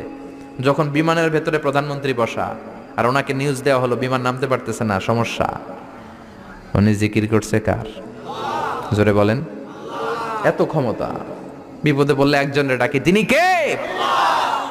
আল্লাহ বললেন তোদের ক্ষমতা ক্ষণস্থায়ী ক্ষমতা, চিরস্থায়ী ক্ষমতার মালিক হলাম আমি আল্লাহ। তাবারাকাল্লাযী বিয়াদিহিল মুলকু ওয়া হুয়া আলা কুল্লি শাইইন কাদির। সুমহান সেই সত্তা যার হাতে ক্ষমতা, ক্ষমতা কার হাতে? খেয়াল করে বুঝেন, এই পৃথিবীতে অনেক দেশের মানুষ, অনেক দেশে প্রধানমন্ত্রী প্রেসিডেন্ট ক্ষমতায় 5 বছরের জন্য বসে কি বসে না? অনেক দেশে 10 বছরের জন্য বসে কি বসে না? আমার আল্লাহ তো 10 বছরের জন্য বসছে নাকি? 15 বছর, 20 বছর, 100 বছর, কত বছর? চির ক্ষমতার মালিক তিনি না? আল্লাহ ভালো জানেন, আমরাও জানি। আল্লাহ বলে দিছে হুয়াল আউয়ালু ওয়াল আখিরু ওয়াল যাহিরু ওয়াল বাতিন ওয়া হুয়া বিকুল্লি শাইইন আলিম। তিনি প্রথম, তিনি শেষ, তিনি প্রকাশ্য, তিনি গোপন। আল্লাহ বলেন আমি অনাদিকাল থেকে ক্ষমতার চেয়ারে বসা, অনন্তকাল পর্যন্ত থাকবো, ঠিক কি না? তোমাদের মতো 5 বছরের 10 বছরের টার্মে আমি ক্ষমতায় বসি নাই। আমি আল্লাহর ক্ষমতা চিরকালের ক্ষমতা, ঠিক কিনা? চিরকাল ক্ষমতার চেয়ারে বসা। আবার এই পৃথিবীতে অনেকে ক্ষমতায় আসলে ডেমোক্রেটিক সিস্টেমে আসে, ভোটে জিতে। আল্লাহ তো ভোটে জিতে আসছে, তাই না? আবার এই পৃথিবীতে অনেক দেশে স্বৈরাচারী পদ্ধতিতে ক্ষমতার চেয়ারে অনেকে বসে কি বসে না? আল্লাহ কি স্বৈরাচারী পদ্ধতিতে বসছে নাকি? আবার অনেক দেশে মোনার্কি সিস্টেম, মানে রাজার পোলা রাজা, আল্লাহর বাবা রাজা ছিল তাই আল্লাহ রাজা। হ্যাঁ, আল্লাহ এভাবে রাজা? আল্লাহ বললেন না, কুল হুয়াল্লাহু আহাদ আল্লাহুস সামাদ লাম ইয়ালিদ ওয়া লাম ইউলাদ, আমি জন্ম কাউরে দেই নাই, কারো থেকে জন্ম নেই নাই, আজীবন আমি ক্ষমতার চেয়ারে বসা, ঠিক কি না? আবার পৃথিবীতে দেখা যায় ভালো একটা আন্দোলন করলে ক্ষমতা থেকে নামানো যায় কি যায় না? আমি মিশরে ছিলাম, প্রেসিডেন্ট ছিল জামাল আব্দুল নাসের অনেক আগে। আমি যখন ছিলাম প্রেসিডেন্টের নাম ছিল হোসনি মুবারক। বিশাল একটা আন্দোলন হলো, ক্ষমতা থেকে নেমে গেল। তার মানে চরম আন্দোলন করে অনেককে ক্ষমতার চেয়ার থেকে নামানো যায়, ঠিক কিনা? অথবা গণ অভ্যুত্থান করে নামানো যায়। আমরা সবাই মিলে একটা আন্দোলন করেই তো আল্লাহর নামায় দিতে পারবো, তাই না? পারবো? আমরা সবাই যদি আন্দোলন করি, আমাদের সাথে যদি যোগ দেয় জিনের দলেরা জিন, ফেরেশতারাও যদি কয় আমরাও আছি আপনাকে দলে, আল্লাহরে আর আমরা ক্ষমতায় দেখতে চাই না, ওনারা তো নামানো যাবে, যাবে? সবাই মিলেও ওনারে নামানো যাবে? আল্লাহ বলেন আন্নাকুম গায়রু মুজিজিল্লাহ, ও গোলাম, গোলামের ঘরের গোলাম, তোরা আমার গোলাম, আমরা কি? আরো জোরে বলেন। বিশ্বনবী নিজের পরিচয় দিতেন, আল্লাহ আমরা আপনার গোলাম, গোলামের ঘরের গোলাম, বান্দির ঘরের গোলাম। নিজের সবসময় গোলাম বলবেন। কার গোলাম? আল্লাহ বললেন, ও গোলামের দল, গোলামের বাচ্চা, আন্নাকুম গায়রু মুজিজিল্লাহ, খবরদার সবাই মিলে তোরা আন্দোলন করলে আমার এক শিকি ক্ষমতাও তোরা কমাতে পারবি। এজন্য আল্লাহ বললেন তাবারাকাল্লাযী বিয়াদিহিল মুলকু ওয়া হুয়া আলা কুল্লি শাইইন কাদির। সুমহান সেই সত্তা যার হাতে সব ক্ষমতা, তিনি সব পারেন। খেয়াল করে বুঝবেন, আবার পৃথিবীতে অনেক দেশের ক্ষমতার চেয়ারে যারা বসা, অনেক বয়স হয়ে যাওয়ার কারণে স্বেচ্ছায় অবসরে যায় কি যায় না? রিটায়ারমেন্ট আছে না নাই? বয়সের ভারে নুজ্জ হয়েছে, আর দায়িত্ব পালন করতে পারে না, অবসরে যায়। আল্লাহর তো অনেক বয়স হয়ে গেছে, এবার অবসরে যাওয়া দরকার। রিটায়ারমেন্টে যাবে না কিছুদিন পর? যাবে, যাবে। ওনার কোনো রিটায়ারমেন্ট নাই, উনি ক্লান্ত হয় না, শ্রান্ত হয় না, ঘুম ধরে না, ওনার তন্দ্রাও নাই। লা তাখুযুহু সিনাতুন ওয়ালা নাওম, আমার ঘুম নাই, আমার তন্দ্রা নাই। আবার বললেন ওয়ালা ইয়াউদুহু হিফযুহুমা ওয়া হুয়াল আলিয়্যুল আযীম, আকাশ জমিন নিয়ন্ত্রণ করতে আমি আল্লাহ বিন্দু মাত্র ক্লান্ত হই না। সুবহানাল্লাহ। বোঝা গেল এই ক্ষমতাটা আল্লাহর চিরদিনের কর্তৃত্ব, পাওয়ার, সভরাইনটি, অথরিটি, আজীবনের জন্য, ঠিক কি না? সে আল্লাহ বললেন, গোলাম তাবারাকাল্লাযী বিয়াদিহিল মুলকু ওয়া হুয়া আলা কুল্লি শাইইন কাদির, ক্ষমতা আমার হাতে, আমি ক্ষমতার চেয়ারে বসাই আবার নামাই।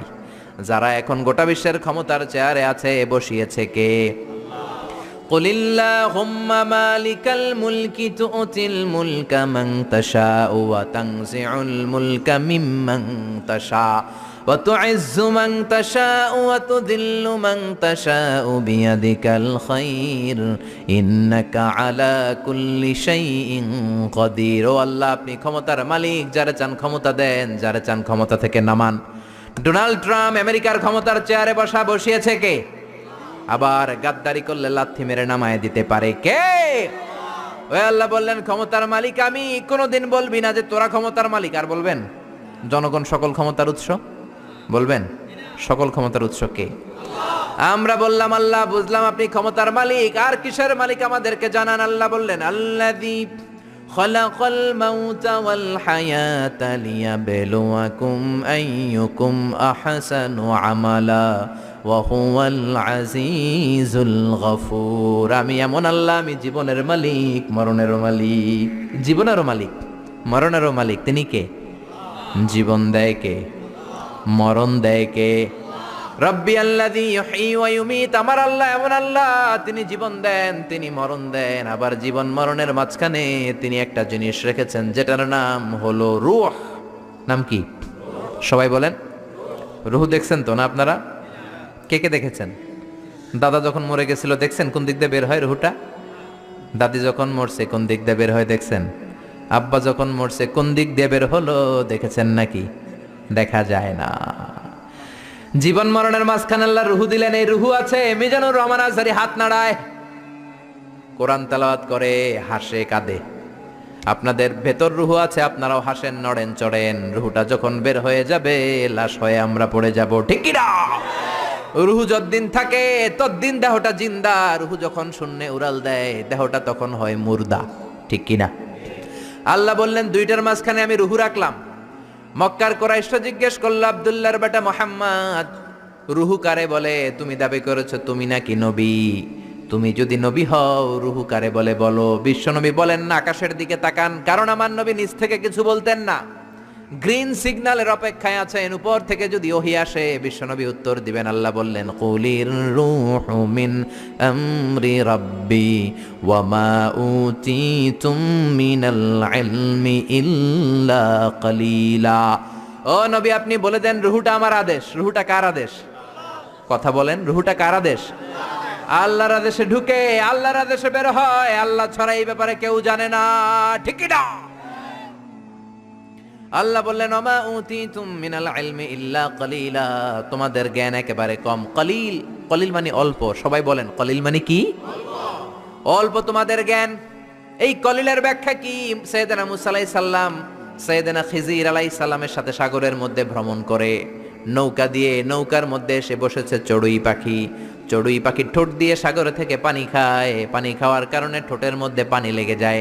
খিজির আলাইহিস সালাম বললেন, ও মুসা, পানি খাওয়ার কারণে চড়ুই পাখির ঠোঁটের মধ্যে যতটুকু পানি লেগেছে, এই পানিটা গোটা বিশ্বের সব মানুষের জ্ঞান, আর সাগরের সব পানি জলরাশিগুলো হলো আমার আল্লাহর জ্ঞান। কালিল, অল্প জ্ঞান। আল্লাহ বললেন, খবরদার রুহুর পিছনে দৌড়াবি না, রুহুর পিছনে ছুটবি না, ছুটে কোনো লাভ নাই। রুহু কোন দিক দিয়ে ঢুকে কোন দিক দিয়ে বের হয় কেউ জানে না, একজন ছাড়া, তিনি কে? আপনি আজীবন রুহুর পিছনে দৌড়াইয়াও রুহু বের করতে পারবেন, কারণ রুহু ঢুকে কার অর্ডারে, বের হয় কার অর্ডারে? ইউনাইটেড স্টেটস অফ আমেরিকার এক মেডিকেল টিমের প্রধান বলল, আমি রুহু বের করে ছাড়ুম। কি বের করে ছাড়ুম? জোরে বলেন। আমি রুহু বের করে ছাড়বো, এটার মাধ্যমে আমি নোবেল প্রাইজ পাবো। I will be the Nobel laureate. রুহু বের করার মাধ্যমে আমি নোবেল প্রাইজ পাবো। সবাই কয়, কেমনে পাবেন? সে বলল, চল আমার সাথে মুমূর্ষু রোগী নিয়ে আয় কয়েকটা। আইসিইউর মধ্যে ভর্তি, আইসিইউ বুঝেন তো, ইন্টেনসিভ কেয়ার ইউনিটে থাকে, এরকম মাস্ক পরা, অক্সিজেন নেয়, ছাড়ে কৃত্রিম ভাবে। নিয়ে আয় কয়েকটা, গ্লাস ফিটিং করা রুমের ভিতরে ঢুকানো হলো। বলল, চেক হিজ বিপি, ওর বিপি মাপ। বিপি মানে ব্লাড প্রেশার। মাইপা দেখে বিপি আছে, যে ধাক্কা মারে না, ধপ ধপ ধপ। যতদিন বেঁচে আছি ধাক্কাটা আছে না নাই, এই দমটা আছে না নাই? দমটা চলে গেলে আপনি বাঁচবেন, কি হইবেন? ঠুস হবেন, ঠিক কি না? হায় রে মানুষ রঙিন ফানুষ, দম ফুরাইলে তবু তো ভাই কারোরই নাই একটুখানি। হায় রে মানুষ রঙিন ফানুষ, রঙিন ফানুষ, হায় রে মানুষ। আল্লাহু আকবার। বিপি মাপ, বিপি চেক করে দেখে লোকটা বেঁচে আছে। ব্লাড প্রেসার ধাক্কা দেয়, চেক হিজ ওয়েট, ওজন মাপ। এবার ওজন মেপে দেখে ওজন হলো 80 কেজি। জোরে বলেন, কয় কেজি? 80 কেজি। এবার বলে, মুমূর্ষু রোগীটার মুখ থেকে অক্সিজেনের চেম্বার খুলে নে, মাস্ক খুলে নে। ডাক্তাররা বলল, অক্সিজেন খুলে নিলে তো মারা যাবে। মেডিকেল সায়েন্টিস্ট, মেডিকেল টিমের প্রধান বলে, মারা যাক, সমস্যা নাই, খুলে ফেল। মাস্ক খুলে ফেললো, অক্সিজেন নাই। লোকটার ছটফটানি বেড়ে গেল। ছটফট ছটফট করতে করতে লোকটা বিদায় নিল, মরে গেছে। এবার ডাক্তার বলে, বের কর, চেক হিজ বিপি, বিপি মাপ। পালস মাপ, দেখে পালস নাই। মরে গেলে পালস থাকে, বিপি থাকে না, কিন্তু ওজন থাকে কি থাকে না? ওজন থাকে। কয়বার ওজন মাপ। মরার আগে লোকটার ওজন ছিল কয় কেজি? জোরে বলেন। এবার ওজন মাপ, ওজন স্কেলের মধ্যে শোয়ানোর পরে ওজন দেখা যাচ্ছে মরার আগে ছিল 80 কেজি, মরার পর এখন হয়ে গেছে 78 কেজি। কমছে কয় কেজি? কয় পাইছি? সবাই কয় কি পাইছেন? কয় রুহু পাইছি। কয় কই পাইছেন? কয় মরার আগে ছিল 80 কেজি, মরার পর 78 কেজি, 2 কেজি নাই। যেইটা উড়াল দিছে ওইটাই 2 কেজি। এইটাই রুহু আমি পাইছি। কিন্তু বিজ্ঞানের নিয়ম হচ্ছে, যে কোনো একটা এক্সপেরিমেন্ট থেকে আপনি ফাইনাল জাজমেন্ট দিতে পারবেন না, আপনাকে আরো নমুনা সংগ্রহ করতে হবে। আরো মুমূর্ষু রোগী আনা হলো ইন্টেনসিভ কেয়ার ইউনিট থেকে, গ্লাস ফিটিং করা রুমের ভেতরে ঢুকানো হলো। কয়, চেক দ্য বিপি, বিপি মাপ, ব্লাড প্রেশার, ওকে। ওয়েট, ওজন কত? এটার, এই লোকের ওজন 70 কেজি। সবাই বলবেন, কয় কেজি? এবার ওই লোকটার মাস্ক খুলে ফেলা হলো, অক্সিজেন মাস্ক। এই লোকটাও ছটফট ছটফট করে, ছটফটানি দিয়ে এই লোকটাও মরে যায়। এবার বলে, বিপি মাপ। মরা লোকের বিপি আছে নাই, কিন্তু ওজন আছে না নাই? ওজন স্কেলে শোয়ানো হলো। এই লোকটার মরার আগে ওজন ছিল কয় কেজি? এবার ওজন দিয়ে দেখে লোকটার ওজন হয়ে গেছে মরার পরে 71 কেজি। এবার যাবি কই? 1 কেজি মিলাবি কি দিয়া? মরার আগে বলছে, আগেরটার ক্ষেত্রে বলছে 2 কেজি কম, আগে ছিল 80 এখন 78, যেটা উড়াল দিছে ওইটাই রুহ এবার বাড়ছে 1 কেজি, কই যাবে? আল্লাহ বলেন কিয়ামত পর্যন্ত বিপি মাপতে পারবি, ওজন মাপতে পারবি, অনেক খেলা দেখাতে পারবি, মাগার রুহ খুঁজে পাবি না। ঠিক কি না? কারণ মা উতিতুম মিনাল ইলমি ইল্লা কালিলা, তোমাদের জ্ঞান আমি যতটুকু দিয়েছি একেবারেই কম।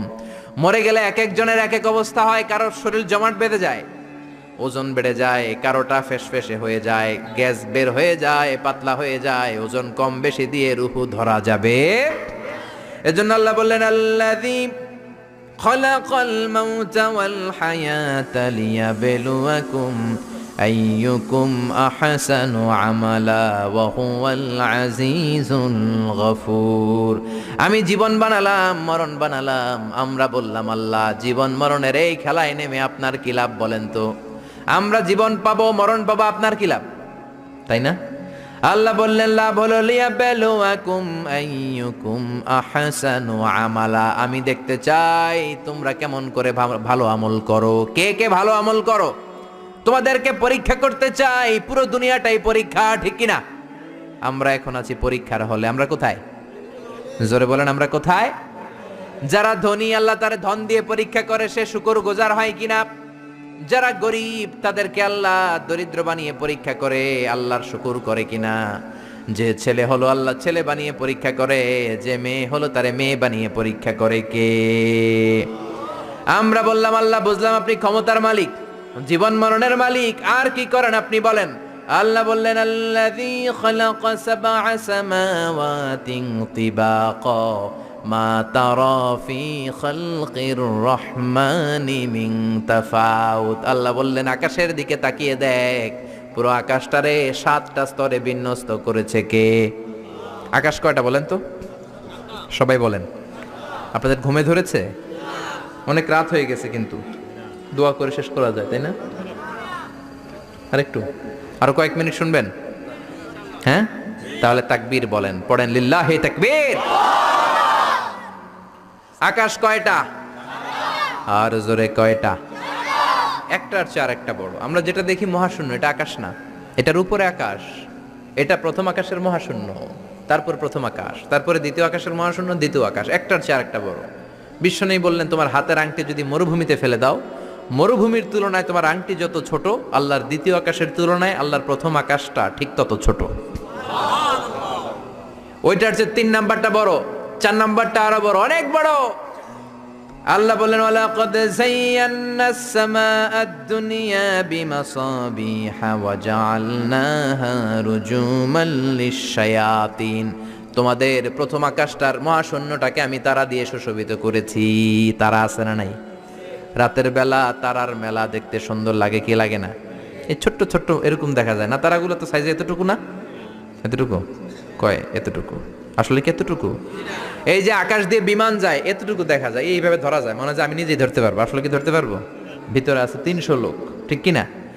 দূরে থাকার কারণে ছোট দেখা যায়। এই তারাগুলো এত এত দূরে, এই জন্য ছোট লাগে, আসলে ছোট না। এই সূর্য 9 কোটি 30 লক্ষ মাইল দূরে, এই জন্য একটা রুটির মতো মনে হয়। কত দূরে? 9 কোটি 30 লক্ষ মাইল। চিন্তা করতে পারেন, পৃথিবীর চেয়ে 13 লক্ষ গুণ বড়। তার মানে 13 লক্ষটা পৃথিবী সূর্যের ভেতরে রাখার জায়গা আছে না নাই? তার মানে কি সূর্যই সবচেয়ে বড়? না, আরো আছে। প্রক্সিমা সেন্ট্রাই, আলফা সেন্ট্রাই এ, আলফা সেন্ট্রাই বি, ইটা ক্যারিনা, বেটেলজিউস, অভাব নাই। চলেন আমরা পৃথিবীর সবচেয়ে কাছের তারা থেকে একটু ঘুরে আসি। কে কে যাবেন? হাত তোলেন। 1 জন, 2 জন, 3 জন, 4 জন। বাহ, সাহস বাড়তেছে খালি। সবাই তোলে এখন। যাবেন সবাই? যান, আমি ওয়াজ করতেছি, আপনারা চলে যান। প্রথম তারাতে যান, আমার সাথে যাবেন? আচ্ছা, চলেন চলেন প্রথম তারাতে যাই। আমাদের সবচেয়ে কাছের তারার নাম প্রক্সিমা সেন্ট্রাই। এইটাতে আমরা সবাই মিলে যাব ইনশাআল্লাহ। কোন? আরে জান্নাতে গেলে এরকম কত তারা আমগো পিছনে ঘুরবে, ঠিক কি না? এটা কত দূরে জানেন? 4.23 লাইট ইয়ার, 4.23 আলোকবর্ষ দূরে। তার মানে অনেক দূরে। এখন কি দিয়ে যাবেন এটা আপনারা ডিসাইড করেন। কি দিয়ে যাবেন? যারা যারা যাবেন, রিক্সায় যাবা? সব বোনা, সাহস তো কম না। প্লেনে? না, চলবে না, প্লেনে যাওয়া যায় না, মাধ্যাকর্ষণ শক্তি ভেদ করা যায় না। রকেট লাগবে, স্পেস শাটল, মহাকাশ যান লাগবে, স্পেস ক্রাফট। স্পেসক্রাফট বুঝতে কঠিন হলে আমি বলবো রকেট। রকেট দিয়ে আমরা যাব। সবচেয়ে দ্রুত যে রকেটটা দিয়ে বিজ্ঞানীরা গিয়েছিল চাঁদে, অ্যাপোলো 11 এটার নাম, চাঁদে নেমেছে 1969 সালে। Neil Armstrong, Edwin Aldrin, Michael Collins এরা গিয়েছিল। এবার আমরা যাব। কোথায় যাব? পৃথিবীর সবচেয়ে কাছের তারা প্রক্সিমা সেন্ট্রাইতে যাব, 4.23 লাইট ইয়ার দূরে। এই যানবাহনটা কত দ্রুত চলে এটা একটু শোনেন। এই স্পেস শাটল অ্যাপোলো 11 এটা সেকেন্ডে চলে 11 কিলোমিটার বেগে, মিনিটে চলে 660 কিলোমিটার বেগে, ঘন্টায় চলে 39,000 কিলোমিটার বেগে। সুবহানাল্লাহ বাড়িতে যেয়ে বলবেন। একটা মহাকাশ যান 39,000 কিলোমিটার বেগে ছুটে, কেন ইমাজিন, এটা কি কল্পনা করা যায়? কল্পনা করা যায়? আমেরিকা বাংলাদেশ থেকে যত দূরে, অনেক দূর, ধরেন 10,000 কিলোমিটার দূর, ওই যানবাহনটা দিয়ে 1 ঘন্টায় 4 বার আমেরিকা যাওয়া যাবে। 4 বার, তার মানে কত স্পিডি! ঘন্টায় চলে 39,000 কিলোমিটার। ওইটা দিয়ে আমরা যাব পৃথিবীর সবচেয়ে কাছের তারার কাছে। যাবেন তো? খেয়াল করবেন, তারাটা দূরের তারা না, পৃথিবীর সবচেয়ে কাছের তারা, সূর্যের পরে সবচেয়ে কাছের যে তারাটা, ওইটাতে আমরা যাব, প্রক্সিমা সেন্ট্রাইতে। ওই যানবাহনটা দিয়ে, যেটা ঘন্টায় চলে 39,000 কিলোমিটার। কত হাজার কিলোমিটার? 39,000 কিলোমিটার যাবেন 1 ঘন্টায়। এত দ্রুত যানবাহন দিয়ে যাবেন, তারপরেও ওইখানে পৌঁছতে আপনার 1,15,000 বছর লেগে যাবে। যেটা ঘন্টায় চলে 39,000 কিলোমিটার বেগে, এটা দিয়ে যদি সবচেয়ে কাছের তারাটাতে আমরা ভিজিট করতে চাই, ঘুরতে যেতে চাই, আমাদের লেগে যাবে 1,15,000 বছর। তার মানে গ্রিক সভ্যতার সময়ও যদি কেউ ট্রাভেল শুরু করে, আজকে 2017 সালে পুরো ট্রাভেলের 4%ও কমপ্লিট হবে না। সুবহানাল্লাহ কইবেন না? এখন আমি যাব আর আপনারা যাবেন, আমরা শুরু করলাম। যারা যারা হাত তুলছেন, আর আমাকে আল্লাহ 1,15,000 বছর হায়াত দিয়ে দিল মনে করেন, আমরা যাওয়া শুরু করলাম। আর দুনিয়াতে যারা থাকবে ময়রা সব ভূত, সব মরবে। আমার নাতি মরবে, পুতি মরবে, সুতি মরবে, দুতি মরবে, খুতি মরবে, সব মরবে। 6,000 জেনারেশন মরে যাবে, তারপরে ওইটাতে নামার সময় আমাদের হবে না। 6,000 জেনারেশন চলে যাবে, 6,000 প্রজন্ম শেষ হয়ে যাবে, তারপরে ওখানে নামা আমাদের তখনও সময় হবে না। চিল্লায় বলেন আল্লাহু আকবার। সে আল্লাহ বললেন, গোলাম লাকাদ যায়্যানা আস-সামাআদ দুনিয়া বিমাসাবিহা ওয়া জাআলনাহা রুজুমান লিশ-শায়াতিন। তোমাদের প্রথম আকাশটা এরকম অসংখ্য তারা দিয়ে আমি বিউটিফাই করে দিয়েছি। I have beautified the closer sky with light, candles and stars. তারা দিয়ে সুশোভিত করেছি। সবচেয়ে কাছের তারার যদি এই অবস্থা হয়, তাহলে পৃথিবী থেকে সবচেয়ে দূরের তারার কি অবস্থা হবে? এটা হচ্ছে আমাদের গ্যালাক্সি ট্রাভেল। আমাদের এক গ্যালাক্সি থেকে আরেক গ্যালাক্সিতে গেলে কত সময় লাগবে? এরকম লক্ষ লক্ষ গ্যালাক্সি মহাবিশ্বে আছে না নাই? এই সব খেলা প্রথম আকাশের খেলা, তারপরে প্রথম আকাশের মহাশূন্যের খেলা, তারপরে প্রথম আকাশ। আমেরিকার নাসার বিজ্ঞানীরা কিয়ামতের আগের দিন পর্যন্ত প্রথম আকাশের মহাশূন্যেরও কিনারা খুঁজে পাবে না, ঠিক কি না? প্রথম আকাশ তো অনেক দূরে, প্রথম আকাশ তো অনেক দূরে, প্রথম আকাশের মহাশূন্যের কোনো কুল কিনারা খুঁজে পাবে না, ঠিক কি না? এবার আল্লাহ বললেন, গোলাম দেখো আমার পাওয়ার কত। ওয়াসিররু কাওলাকুম আও ইজহারু বিহি ইন্নাহু আলিমুম বিযাতিস সুদূর। গোপনে বলো, প্রকাশ্যে বলো, কেউ না শুনলেও শুনে কে? জোরে বলেন, শুনে কে? লাইট অফ করে, দরজা বন্ধ করে, পর্দা নামিয়ে, জানলা বন্ধ করে রাতের বেলা পাপ করলেন, কেউ দেখে নাই, দেখলো কে? কেউ যেটা দেখে না দেখে কে? কেউ যেটা শোনে না শোনে কে? কেউ যেটা পারে না পারে কে? সব দেখেন, সব জানেন, সব দেখেন তিনি। সবার চোখ ফাঁকি দিতে পারবেন। শিক্ষকের চোখ ফাঁকি দিয়ে ছাত্রগুলো বের হয়ে যায়, বাবা মায়ের চোখ ফাঁকি দিয়ে বয়ফ্রেন্ডের সাথে দেখা করার জন্য মেয়েগুলো বের হয়ে যায়, পুলিশের চোখ ফাঁকি দিয়ে লোকজন অন্যায় করে, র্যাবের চোখ ফাঁকি দেয়, বিমানবন্দরের কাস্টমস অফিসারের চোখ ফাঁকি দেয়, পরীক্ষার হলে ছাত্ররা ম্যাজিস্ট্রেটের চোখ ফাঁকি দেয়, কিন্তু আল্লাহর চোখ ফাঁকি দেয়া যায় নাকি? লা তুদরিকুহুল আবসার ওয়া হুয়া ইউদরিকুল আবসার ওয়া হুয়াল লাতীফুল খাবীর। কোন চোখ আমারে দেখে না, আমার চোখ দুনিয়ার সবাইরে দেখে। তিনি কে? আবার আল্লাহ বললেন, হুয়াল্লাযী জাআলা লাকুমুল আরদা যালুলান। আল্লাহ তোমাদের জন্য জমিনটারে বানিয়েছেন জালুল। জালুল মানে হলো ফিরাশ, মানে বিছানা। আল্লাযী জাআলা লাকুমুল আরদা ফিরাশা।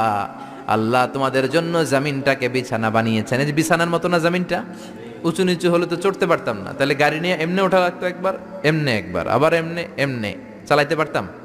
জোরে বলেন। ফ্ল্যাট, পৃথিবীটা ফ্ল্যাট করে দিলেন। বিমান থেকে দেখা যায়, আজকে সকালে তো বিমানে ছিলাম, নিচে তাকিয়ে দেখি শুধু নদী, ওই যে রাজশাহী থেকে আপনার পদ্মা নদীটা যে ক্রস করে ওইটাও দেখা যায়, খুব সুন্দর। আর মনে হয় এক একটা জমিন কার্পেটের মতো এরকম সুন্দর করে রেখেছেন কে?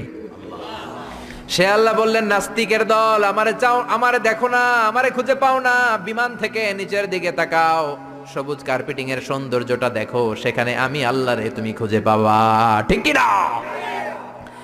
এরপর আল্লাহ দুইটা ধমক দিলেন, আমিনতুম মান ফিস সামাই আন ইউরসিলা আলাইকুম হাসিবা ফাসাতালামুনা কাইফা নাযীর। ও বান্দা, নিচের দিকে আযাব, উপরে আযাব আছে না নাই? নিচে আযাব ওয়েট করতেছে। এই পৃথিবীর ভেতরে হচ্ছে আগুন, শুধু আগুন আর আগুন, কত যে আগুন আপনি কল্পনাও করতে পারবেন না।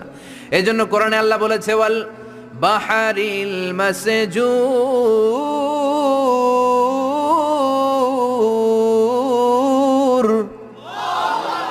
আমি আল্লাহ ফুটন্ত গরম টকবগে সাগরের পানির কসম খাই। সুবহানাল্লাহ। সাগরের পানি নাকি গরম, আমরা তো দেখি ঠান্ডা, কিন্তু আল্লাহ বলে না না, সাগরের পানির ভেতরে আগুন আছে না নেই? আছে না নাই? আগ্নেয়গিরির জ্বালামুখ যখন বার্স্ট করে, আগুনের লাভা বেরিয়ে আসে, এটা প্রমাণ করে পৃথিবীর ভেতরে আগুন আছে না নাই? আবার আমেরিকার বিজ্ঞানীরা গবেষণা শুরু করলো, কয়ে আগুন, সাগরের ভিতরে তো আগুন পাই না। চলে গেল প্রশান্ত মহাসাগরে, সবচেয়ে গভীর জায়গার নাম পোর্টোরিকো, 33,000 ফিট। কয় পাইপ ঢুকা, পাইপ ঢুকাতে শুরু করলো। নেভাল একাডেমি থেকে বিশাল জাহাজ এনে পাইপ ঢুকায়, আগুন বের করবে। পাইপ ঢুকাতে ঢুকাতে তারা পেল আগ্নেয়গিরির, প্রথমে পেল পাললিক শিলা, পাললিক শিলার স্তর, রূপান্তরিত শিলার স্তর, এরপরে আগ্নেয়গিরির শিলার স্তর।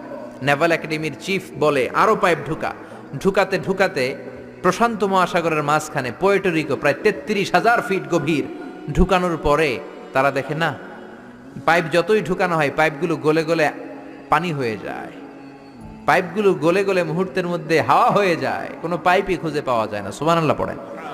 তার মানে ভিতরে আগুন আছে না নাই? প্রমাণ হলো আগুন আছে। এবার জানতে চাইলো আগুনটা কি মানের, আগুনটা কেমন পাওয়ারফুলি, এটা দেখতে চাই। এবার চিফ বলল, ফায়ার প্রুফ পাইপ নিয়ে আসো। কি প্রুফ? জোরে বলেন। ফায়ার প্রুফের পাইপ। কি পাইপ? জোরে বলেন না। ফায়ার প্রুফের পাইপ, যেটা ভিতরে ঢুকালে আগুনে গলবে না। নেভাল একাডেমি এবার আমেরিকা থেকে আনলো ফায়ার প্রুফের পাইপ। দেখি তো আগুনটা কি মানের, কত ডিগ্রি সেলসিয়াসের। ঢুকা, 33,000 ফিট শেষ, আরো ঢুকা, রূপান্তরিত শিলা, পাললিক শিলা, আগ্নেয়গিরি শিলা। এবার ঢুকাচ্ছে, যত পাইপ ঢুকায় ফায়ার প্রুফের পাইপ। ফায়ার প্রুফ চিনেন তো, আগুন ধরে না। বুলেট প্রুফ বুঝেন? প্রধানমন্ত্রী শেখ হাসিনার গাড়িতে গুলি করলেও গুলি ঢুকবে না, ডোনাল্ড ট্রাম্পের গাড়িতে গুলি করলেও গুলি ঢুকবে না, কারণ এটা বুলেট প্রুফ। ওই পাইপ যেটা এবার ঢুকালো এটা ফায়ার প্রুফ, আগুন ধরবে না। আগুনের মধ্যে পাইপটা সারাদিন রেখে দিল, পাইপের কিছু হবে না। ওই পাইপ যখন ঢুকাতে শুরু করলো, ঢুকাতে ঢুকাতে পাললিক শিলা, রূপান্তরিত শিলা, আগ্নেয়গিরির শিলা, এগুলো পার করার পরে যখন ভিতরে পাইপ ঢুকায়, দেখতে পেল ফায়ার প্রুফের পাইপগুলো গলে গলে আগুন হয়ে যায়, গলে গলে পানি হয়ে যাচ্ছে, হাওয়া হয়ে যাচ্ছে, ধোঁয়া হয়ে যাচ্ছে। চিল্লায় পড়েন আল্লাহু আকবার। তার মানে পৃথিবীর ভেতরে আগুন আছে না নাই? আল্লাহ বললেন, গোলাম মনে করো না আমি তোমাদেরকে ধরতে পারবো না, মাটির নিচে আযাব আছে, উপরেও আযাব আছে না নাই? মাঝে মাঝে শিলা বৃষ্টি দেয় কে? শিলা বৃষ্টি দেয়, ফসলগুলো থাকে না, সব শেষ। অ্যাসিড রেইন, শিলা বৃষ্টি, উল্কা বৃষ্টি দিয়ে আল্লাহ শেষ করে দিতে পারেন, ঠিক কি না? এরপরে আল্লাহ বললেন, গোলাম পাখির দিকে তাকাও। কোন দিকে তাকাবেন? যারা আল্লাহরে খুঁজে পায় না তাদেরকে বলবেন পাখির দিকে তাকাও। কোন দিকে তাকাও? আওয়ালাম ইয়ারাউ ইলাত তাইরি ফাওকাহুম সাফাতিন ওয়া ইয়াকবিদ মা ইউমসিকুহুন্না ইল্লার রহমান ইন্নাহু বিকুল্লি শাইইন বাসীর। নাস্তিকগুলো কি আমার পাখিগুলোর দিকে তাকায় না? সুবহানাল্লাহ। এই যে পাখিগুলো থাকে, ফাওকাহুম সাফাতিন, পাখিগুলো কেমনে ডানা মেলে উড়ে বেড়ায়, এভাবে উড়ে না? দেখছেন? আবার নামার সময় ডানা গোটায়, ডানা ঝাপটায়, কেমন করে পাখিগুলো উড়ে। শূন্যের মধ্যে পাখিগুলো কেমন করে উড়ন্ত থাকে। এই পাখিগুলোরে শূন্যে ধরে রাখলো কে? আল্লাহ ধরে রেখেছে। কেউ ওদেরকে শিখায় নাই, শিখিয়েছে আল্লাহ। হাঁসের বাচ্চাগুলো জন্মের পরে পানিতে নেমে যায়, সাঁতার কাটতে শুরু করে দেয়, পা নাড়ায়, পাখা নাড়ায়। কে হাঁসের বাচ্চারে শিখালো যে এমনি সাঁতার কাটবি? কে শিখাইছে? গাভীর পেট থেকে বাছুর বের হয়, দাঁড়ানোর পরেই মায়ের ওই গাভীর ওলানের মধ্যে ঢু মারে কি মারে না? কে ওরে বললো এদিকে গুতা মারলেই তোর রিজিক বেরোবে? সুবহানাল্লাহ কইবেন না? আল্লাহ বললেন পাখির দিকে তাকাও, আওয়ালাম ইয়ারাও ইলাত তয়র, কারণ পাখির মধ্যে নিদর্শন আছে না নাই? পাখি নিয়ে গবেষণা করলে পাখির রব আল্লাহরে খুঁজে পাওয়া যাবে, ঠিক কি না? এজন্য কোরআনের অনেক জায়গায় আল্লাহ পাখির কথা বললেন, ওয়া আরসালা আলাইহিম তায়রান আবাবিল, আবার কাবা ভাঙতে এলে পাঠাও আবাবিল, দাও খোদা দাও আমায় আবার উমার দারাজ দিল। সুবহানাল্লাহ বলেন। আবাবিল পাখি দিয়ে আল্লাহ আব্রাহারে শেষ করলেন, ঠিক কিনা? এরপর সাইয়েদনা সুলাইমান আলাইহিস সালামের একটা পাখি ছিল, নাম কি? হুদহুদ। ওয়া তাফাক্কাদাত তায়রা ফাকালা মালি লা আরাল হুদহুদ। পাখি কই? ওইটার জুমিং পাওয়ার এত বেশি ছিল পাখিটার চোখে, সাইয়েদনা সুলাইমানের সিংহাসনও চড়তো, পাখিটাও চড়তো। আর কত হাজার ফিট নিচে সুমিষ্ট পানি আছে, এত উপর থেকে ওটা দেখে দেখে বলে দিতে পারতো কোন সুবহানাল্লাহ। আবার জান্নাতে যখন যাবেন আপনাদেরকে ভুনা পাখির গোশত খাওয়াবে কে? খাইবেন? খাইবেন না? ওয়ালাহামি তায়রিম মিম্মা ইয়াশতাহুন, এমন চমৎকার পাখির ভুনা গোশত আল্লাহ খাওয়াবে, তোমাদের আত্মা ঠান্ডা হয়ে যাবে। সুবহানাল্লাহ। পাখির ভুনা গোশত দুনিয়াতে খাইছেন? দুনিয়ার ভুনা গোশতের মতো নাকি জান্নাতের ভুনা? ওই যে ভুনা গোশতের কথা শুনে জিহ্বায় পানি আসছে অনেকের। কত পাখির কথা আল্লাহ কোরআনে বললেন। আল্লাহ বললেন, আওয়ালাম ইয়ারাও ইলা তয়র, don't they see to the birds, পাখির দিকে কি তারা তাকায় না কি করে পাখিগুলো উড়ে? পাখির মধ্যে তো আমি নিদর্শন রেখেছি।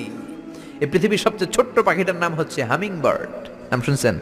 নর্থ আমেরিকাতে পাওয়া যায়। এটা যখন প্রাপ্তবয়স্ক হয় তখনই এটার সাইজ হয় মাত্র 3 ইঞ্চি। কয় ইঞ্চি?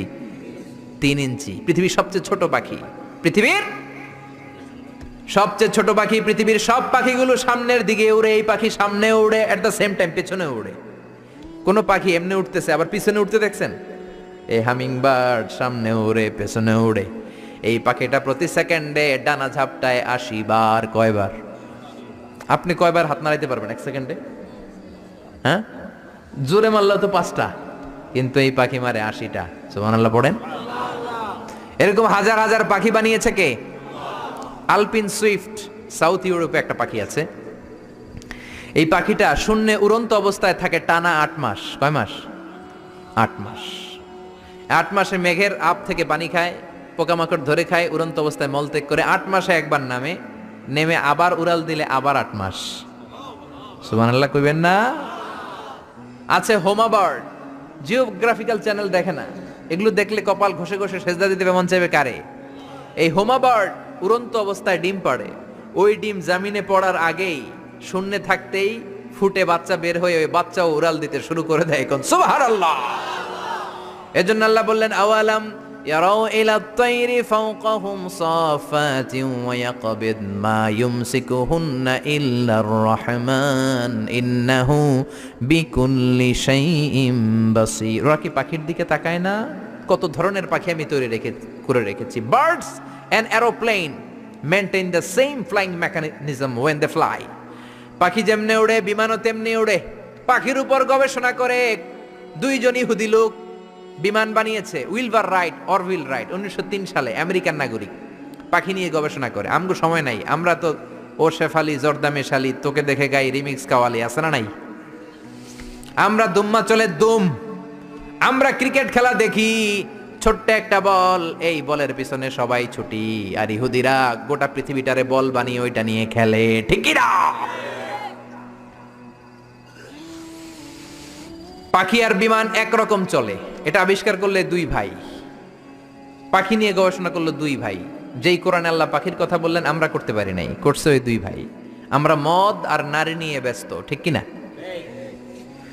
ওই 2 ভাই গবেষণা শুরু করলো, পাহাড়ে শুয়ে শুয়ে পাখির ছবি আঁকে, পাখিটা কেমনে টেক অফ করে, কেমনে ফ্লাই করে, কেমনে ল্যান্ড করে। গবেষণা শুরু হয়ে গেল, করতে করতে বানিয়ে ফেললো প্লেন। সেম পাখি যেমনে উড়ে বিমানও তেমনে উড়ে। বানিয়ে ফেললো, কিন্তু এখনকার বিমানের মতো না, ঢাকনা নাই, কিচ্ছু নাই, ইঞ্জিন একটা নিয়ে উড়ে আবার ধপাস করে পড়ে, ওরে আবার ধপাস করে পড়ে, আবার উড়ে আবার ধপাস করে পড়ে। হঠাৎ এমন একটা বিমান বানালো, এটা আর পড়ে না, খালি উড়ে। সুবহানাল্লাহ। এতদিন মানুষের স্বপ্ন ছিল হায় রে পাখি উড়ে, আমরাও যদি উঠতে পারতাম। এবার মানুষের স্বপ্ন পূরণ হলো, মানুষও এখন উড়ে। আজকে আমি নিজে উঠছি, ঠিক কি না? আপনারা যখন হজে যাবেন আপনারা উড়বেন। তারা আমেরিকা থেকে চলে গেল ফ্রান্সে। আমেরিকায় এই বিমানের খাওয়া নাই, তখন আমেরিকা অনেক গরিব ছিল। ফ্রান্সের এক প্রিন্স অনেক টাকা ডোনেট করলো, তারা প্রথম কমার্শিয়াল প্লেন ফ্রান্সের এক সিটি থেকে আরেক সিটিতে নামালো। শুরু হলো মানুষের উড়ার স্বপ্ন। এরপরে মানুষ বিমান বানায়, ফাইটার জেট বানায়, ড্রোন হামলা করে, মিসাইল হামলা করে, পাইলট ছাড়া রোবট দিয়ে বিমান চালায়, বোম সুপারসনিক বানায়। আগে ছিল কনকর্ড, সবচেয়ে দ্য ফাস্টেস্ট প্যাসেঞ্জার প্লেন, সবচেয়ে দ্রুতগামী যাত্রীবাহী বিমান। আর বর্তমানে পৃথিবীর সবচেয়ে দ্রুতগামী যাত্রীবাহী বিমানের নাম হচ্ছে বোম সুপারসনিক। ডবল ডেকের বিমান শুরু হলো, রাশিয়াতে আছে A380 বোয়িং, পৃথিবীর সবচেয়ে বড় সাইজের বিমান। 525 জন লোক নিয়ে এটা শূন্যে উড়াল দেয়। সুবহানাল্লাহ আসতে বললেন। 525 জন মানুষের 2-3টা করে লাগেজ আছে না নাই? বিমানের ওজন আছে না নাই? এই 600 জনের খাবার আছে না নাই? এগুলো নিয়ে শূন্যে উড়াল দেয়। পাখির মধ্যে নিদর্শন রেখেছে কে? আগে ছিল প্রত্যেক দেশের সেনাবাহিনী, আর ছিল নৌবাহিনী। বিমান আবিষ্কারের পরে শুরু হলো এয়ার ফোর্স, বিমান বাহিনী, ঠিক কিনা? এখন যুদ্ধ আর জমিনে করে না, পানিতে করে না, উপর থেকে এক বোমা মারে। আমেরিকা জাপানের হিরোশিমা নাগাসাকিতে লিটল বয় ফ্যাটম্যান মাইরা দিল, পুরা জাপান শেষ। জাপান পুইরা ছারখার হয়ে গিয়েছে। শুধু জাপানের ওই এলাকাই শেষ হয় নাই, ওই এলাকা থেকে যত লোক এরপরে জন্মগ্রহণ করেছে সব বিকলাঙ্গ, কারো হাত নাই, কারো পা নাই। এই অ্যাটমিক রেডিয়েশনের পাওয়ার, চিল্লায় বলেন ঠিক কিনা? সে আল্লাহ বললেন, গোলাম ও শিক্ষাবিদ নাস্তিকেরা, তোমরা কি পাখির দিকে তাকাও না? আমি আল্লাহ পাখির মধ্যে এমন নিদর্শন রেখেছি, পাখির দিকে নজর করো, পাখির রব আল্লাহরে খুঁজে পাবা, ঠিক কিনা? এরপর সূরাটা আল্লাহ শেষ করলেন, কুল আরাআইতুম ইন আসবাহা মাউকুম গাওরান ফামান ইয়াতিকুম বিমাইম মাইন। বলো দেখি সবে শুকাইয়া যদি যায় এই পৃথিবীর পানি, তাহলে হেথায় তটনির ধারা কে দিবে সবারে আনি। একদিন যদি টিউবওয়েল চাপার পরে পানি না পাও, মোটর ছাড়ার পরে দেখো পানি বেরোয় না, টিউবওয়েল চাপতেছো পানি নামে না, তুমি করে পানি দিব কে? ডোনাল্ড ট্রাম্প নাকি?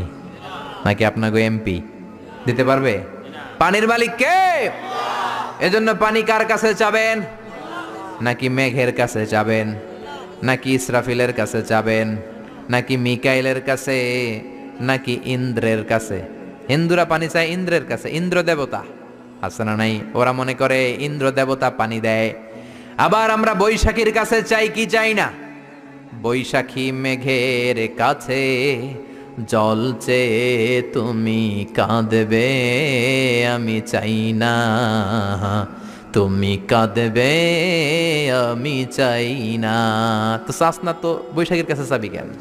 বৈশাখীর কাছে চাওয়া যাবে না, ইন্দ্রের কাছে চাওয়া যাবে না, মেঘের কাছে চাওয়া যাবে না, চাইতে হবে কার কাছে? একজনই আমাদেরকে বৃষ্টি দিতে পারেন, একজনই আমাদেরকে বিশুদ্ধ পানি সরবরাহ করতে পারেন, তিনি কে? আল্লাহ মেঘ দে, পানি দে, ছায়া দে রে তুই, আল্লাহ মেঘ দে। পড়েন, আল্লাহ মেঘ দে, পানি দে, ছায়া দে রে তুই, আল্লাহ মেঘ দে। কে দিতে পারে? কে দিতে পারে? সে আল্লাহ বললেন, গোলাম আমি মিষ্টি পানি দেই, আবার আমি লবণাক্ত পানি দেই। মারাজাল বাহরাইন ইয়ালতাকিয়ান বাইনাহুমা বারযাখুন লা ইয়াবগিয়ান ফাবিআইয়ি আলাই রাব্বিকুমা তুকাযযিবান। এইদিকে লোনা পানি, এইদিকে মিঠা পানি, একটার একটার সাথে মিশে মাঝখানে ব্যারিকেড দিল কে? এই পানিটার টেম্পারেচার কম, এটার টেম্পারেচার বেশি, এটার সল্টের ডেনসিটি কম, এটার ডেনসিটি বেশি, এটার কালার একরকম, এটার কালার আরেক রকম, মিশে না। বিমান থেকে আপনি দেখবেন, অথবা দৌলতিয়া ফেরিঘাটে যান, বাংলাদেশেও দেখা যায় পদ্মার এই পানি একরকম, এই পাশে আরেক রকম, এটার সাথে আরেকটা মিশে।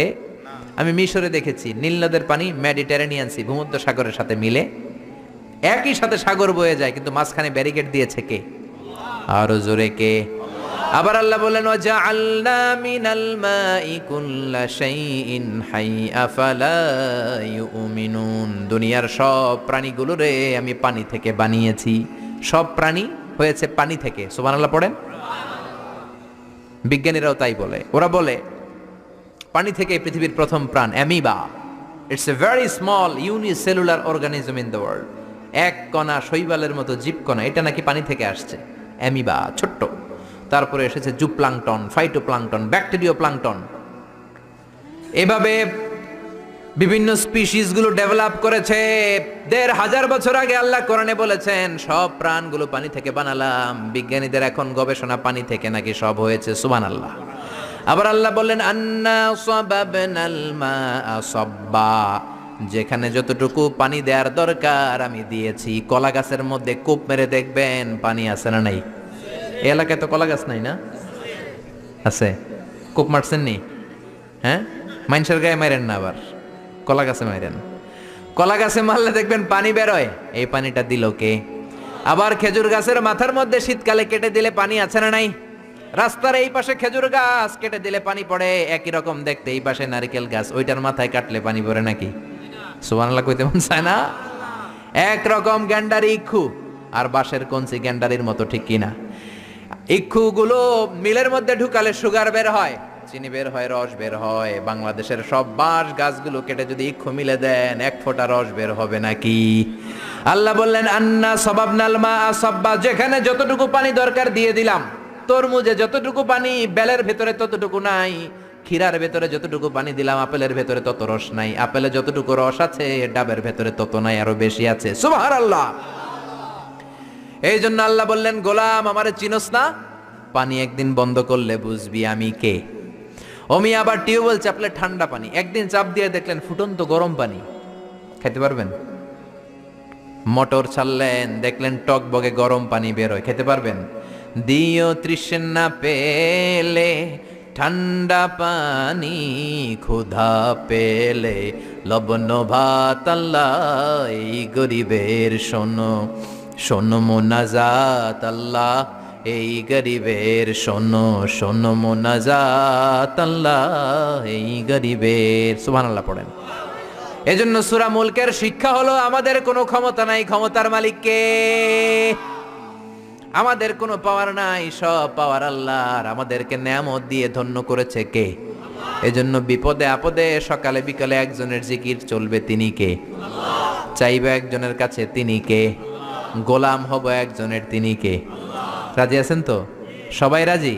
আল্লাহ আমাদের সবাইকে কথাগুলো বুঝার ও আমল করার তৌফিক দান করুক। আমরা পড়ি আমিন।